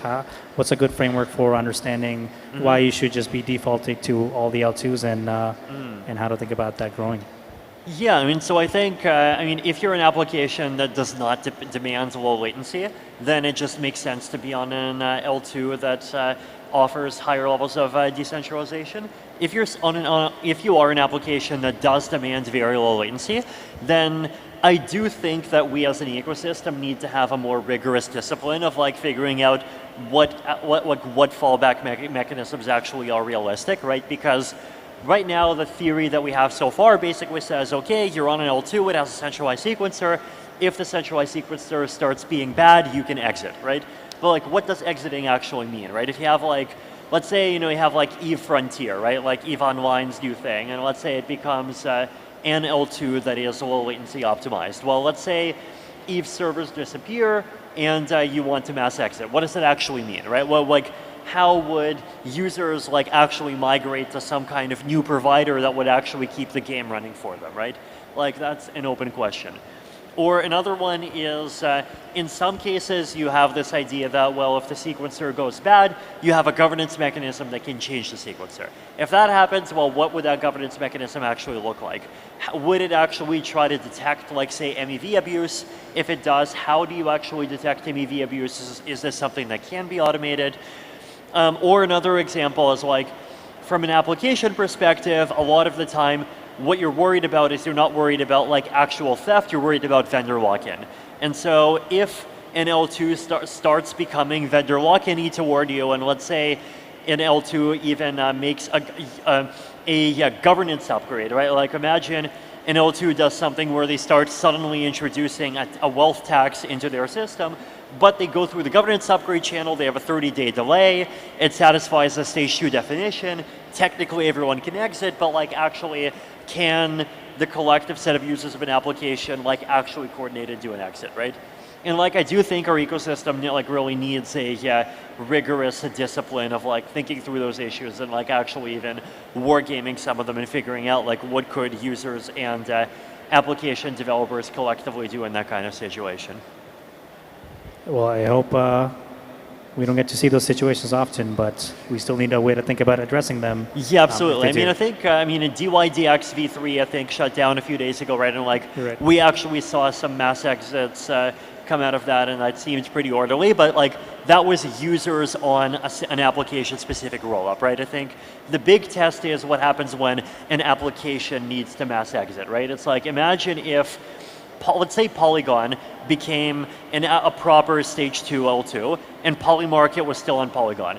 But then Polygon would suddenly, let's say it had a 30-day window for governance updates and someone bought up half the Polygon token and then they said, okay, we're making a governance upgrade and the governance upgrade says we're going to grab all the money in Polymarket.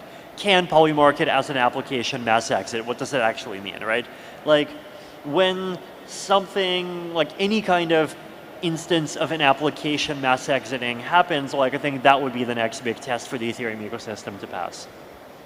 I think that's a very interesting world to see how you can design applications this way, especially as we see a bigger set of contracts going to be getting deployed as actually immutable. Wow. I do want to change topics a little bit. I want to go back to one interesting announcement that we heard from the kickoff at DevCon. And that was kind of the spin out or kind of the formation of Argo Collective, where Solidity, Faye, Sourceify, all of the teams were kind of moving over to a new nonprofit.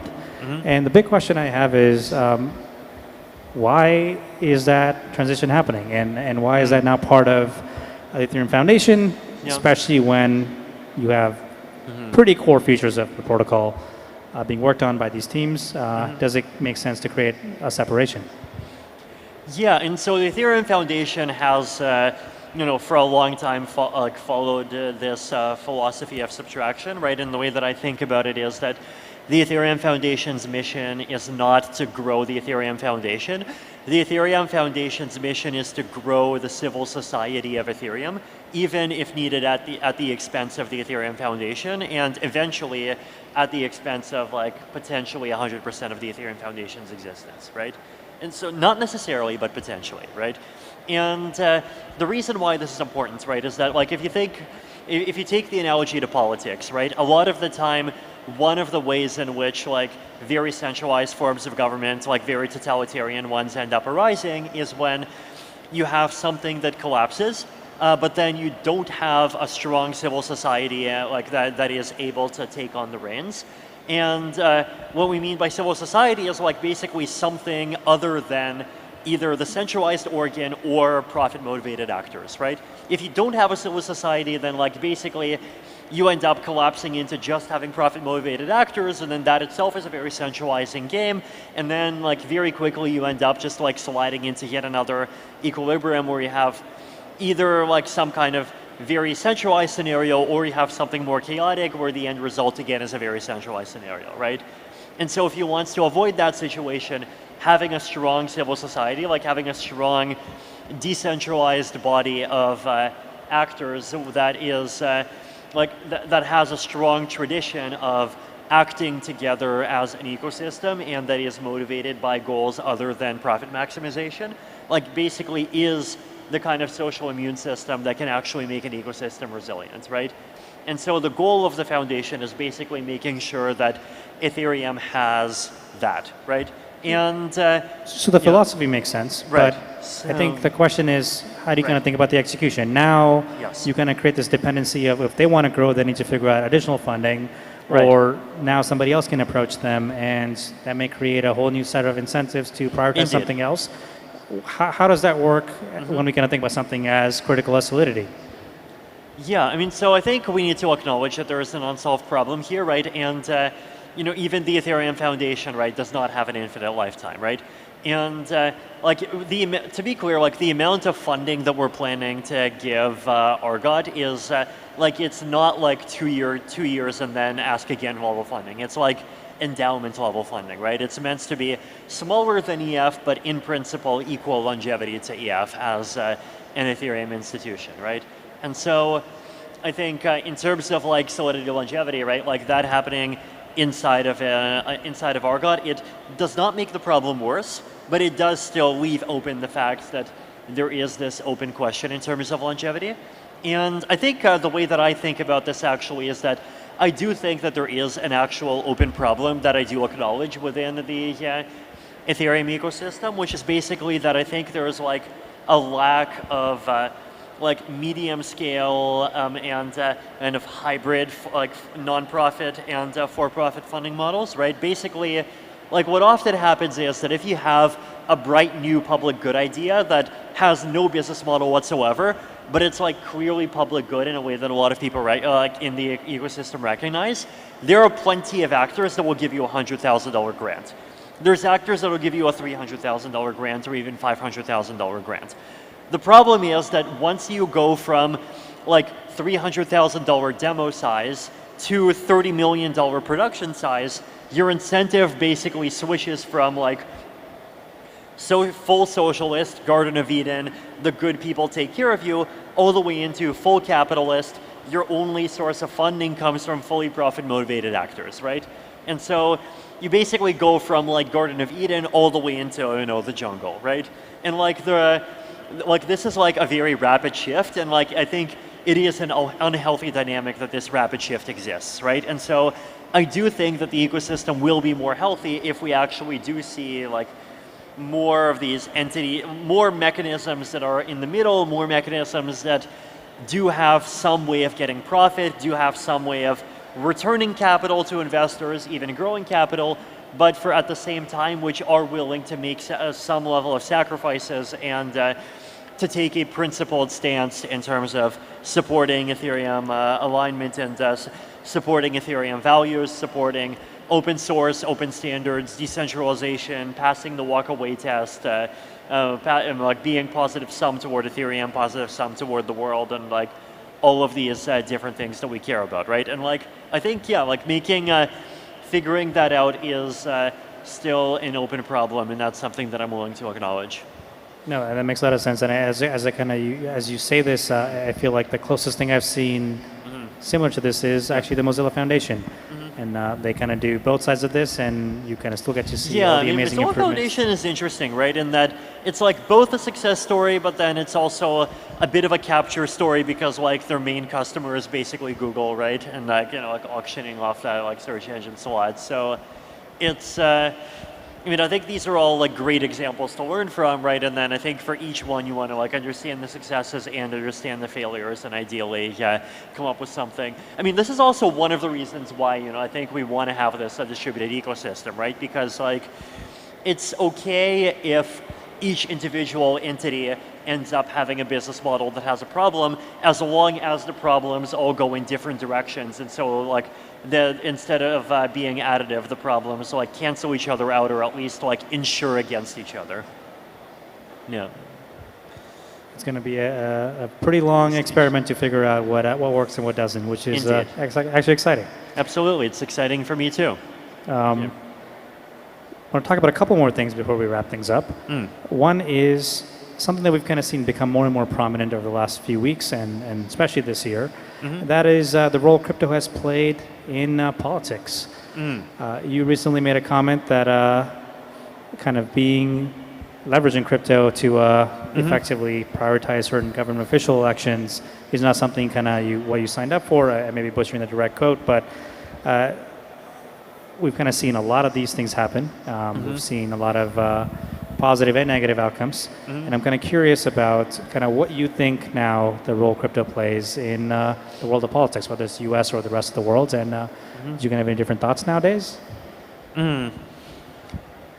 Yeah, I mean, I think it's playing very different roles, and I think often like very invisible roles in all kinds of different ways, right? I think even the ideas coming out of crypto are already upstream of a huge number of different things. But I mean, obviously the thing that we saw this year, right? I mean, I think two things, right? One is like just as an application, like I think Polygon was, or Polymarket on Polygon on Ethereum was a very net valuable contributor to the US info ecosystem, and I think in general, like it did help people be more informed about what's going on, both with regard to the election and even with regard to things that are happening or could happen within each party, right?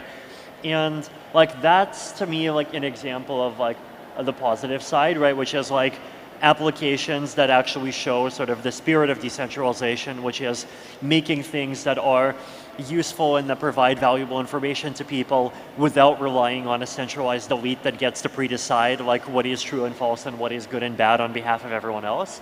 But then on the other hand, we definitely are seeing this phenomenon that like crypto is turning into this big pool of money, and the big pool of money is basically acting as this like big thing that is often sending a message that basically says like you do what we want or else.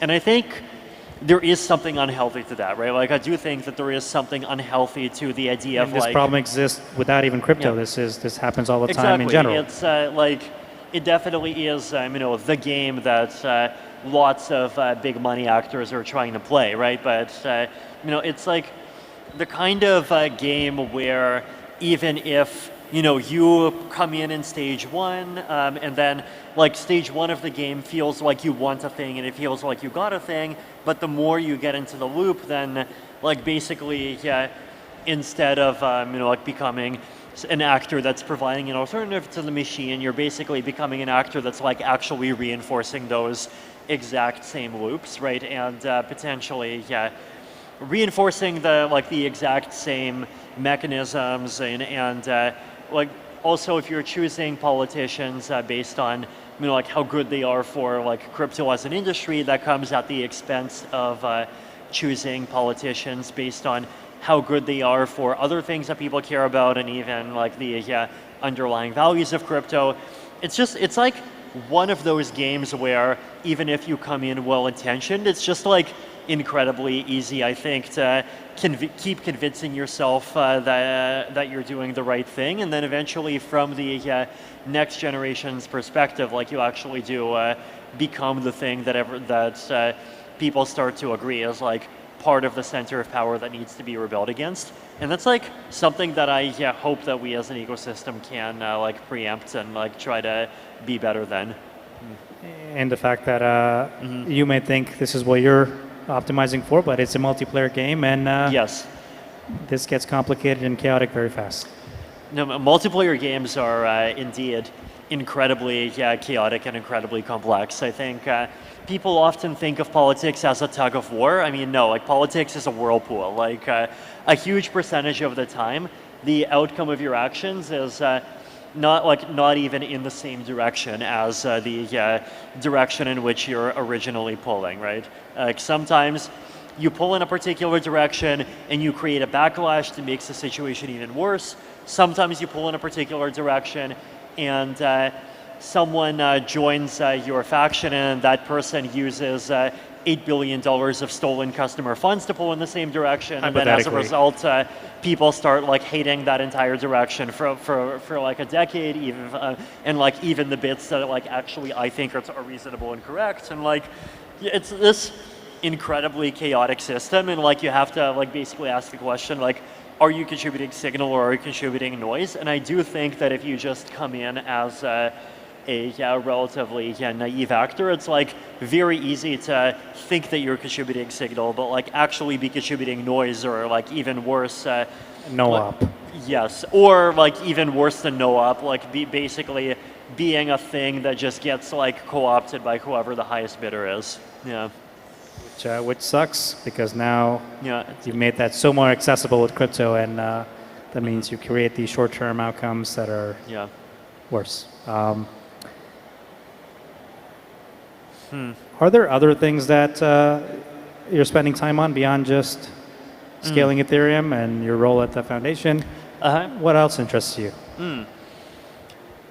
So right before I was in Bangkok for DEF CON, I was in Chiang Mai for 6 weeks, and the Zuzulu pop-ups were happening there, right? And so this was like probably de facto sort of the second round of the experiment, right? So the first round was in Montenegro last year, and then there were a lot of little ones, but this time it was about like 10 of them all running in parallel and all independently organized.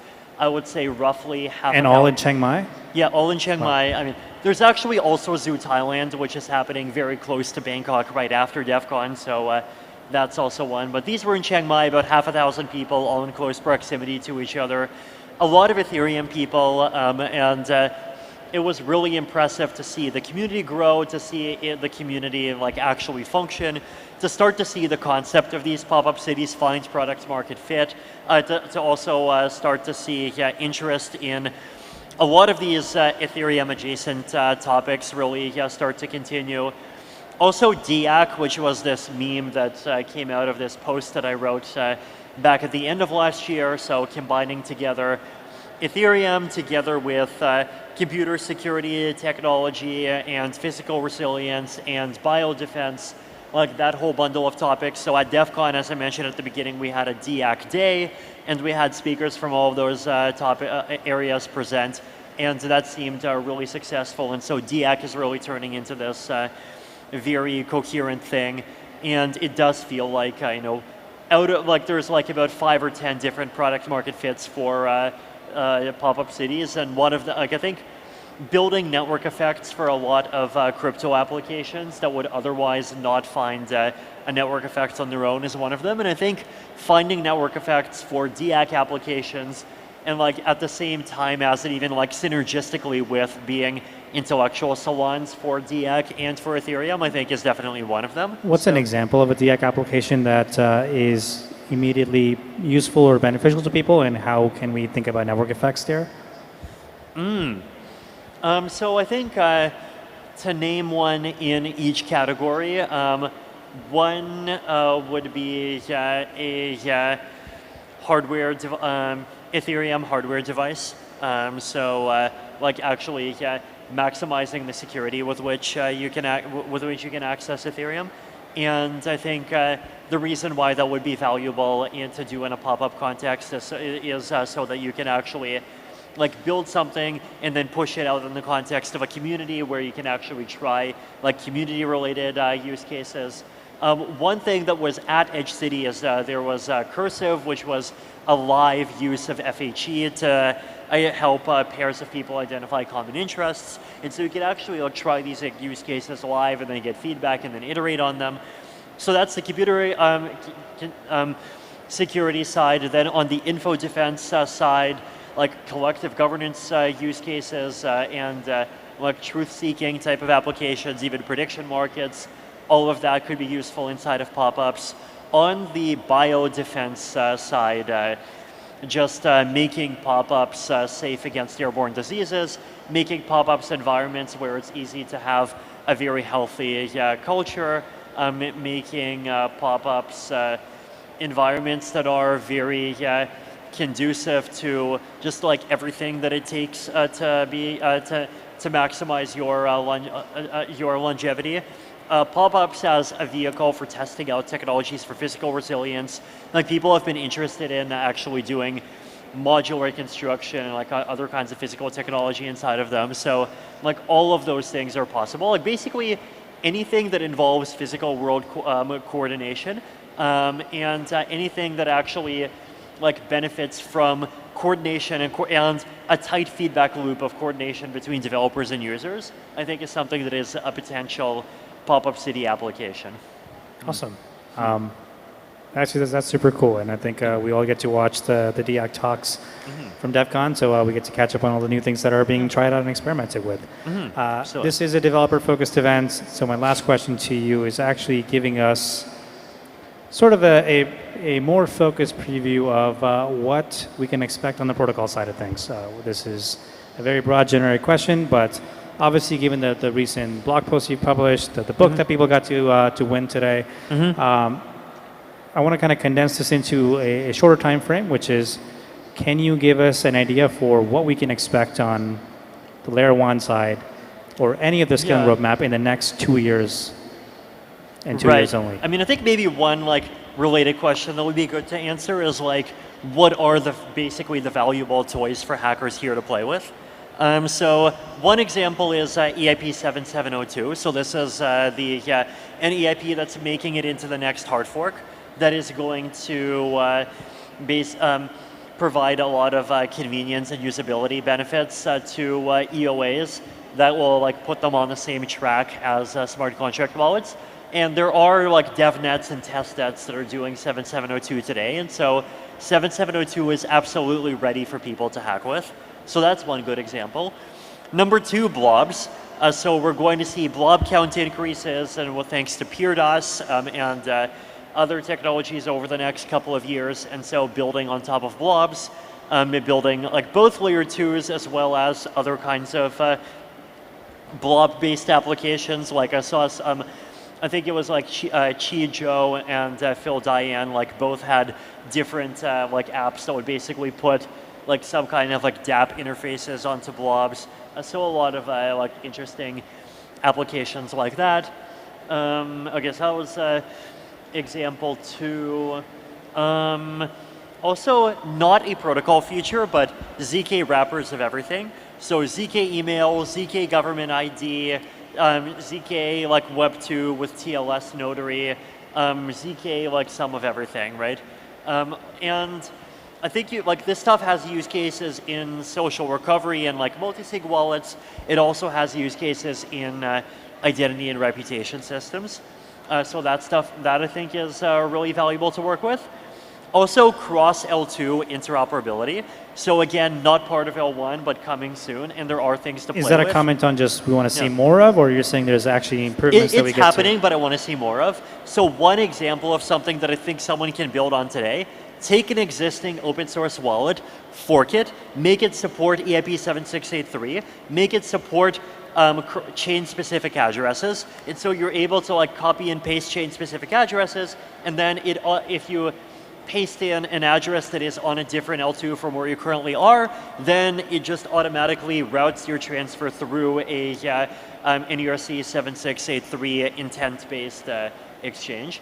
And then also use Helios and like do light clients for L1 and for L2. You could do a mock-up of moving L2 configs onto L1 and turning them into smart contracts, and then support the version of chain-specific addresses that routes through that. Like basically, the entire set of features that is currently being thought about, like basically take them, put them into a wallet, or even put them into 2 wallets and then get them to talk to each other. Like that's a hackathon idea right there that I think would be really valuable. Then maybe 2 years away, stateless clients. Not sure if there's anything that's like worth building on right now. What does that unlock? Huh? What do stateless clients unlock? They unlock, basically, they make it much easier for users to run nodes that verify the chain, which is valuable both for stakers and for users. Okay, light clients for L1 and for L2, so Helios, basically take that and just like integrate that into wallets. I mean, I mentioned this, but it's like also really important. EVM Max and SIMD, I'm hoping we can get this within the next couple of years. And you can actually implement a lot of stuff much more efficiently with that. Also a project. Privacy protocols continue to be important. what other good things are coming over. I'm just trying to like go through the feature list. And there's definitely like staking stuff that you can do on top of single slot finality, or even on top of the orbit You've mechanism. also talked about reducing the minimum staking requirements for ETH. Reducing Is minimum that staking in the same window? requirements, I think it's, I definitely want it to be considered, yes. Yeah, I mean, I think those are the big things. Those are pretty good things. Yeah. Well, enshrined account abstraction, another one, so EIP 7701. But yeah, okay, that's the list. A lot of good EIPs that you can actually play with right now, which is actually awesome. So for the biggest hackathon here in the world, it's going to be a good, fun weekend for all the hackers. Vitalik, thank you so much for this amazing conversation. Please give him a big round of applause. Thank you. And we get to resume the rest of the hackathon. So the only thing I want to say here is a lot of cool prizes for all of you to win. $800,000 in total. So many amazing protocols, giving so many amazing amounts. You can check out all those things directly on the website. And I'll get back to our slide deck. Everything here is on ethglobal.com/Bangkok. And the last note here is that if you're still looking for a team, you get to go to workshop room 1 at 10:30, which is 30 minutes from now, or 10 minutes from now, and meet other potential hackers who want to get to a team. And finally, pace yourself. Make sure you get to learn something this weekend. Don't try to rush into things. Don't sacrifice sleep over getting something done. We really want you to have fun. This is very much about experimentation. And with all of that, happy hacking. Thanks, everybody.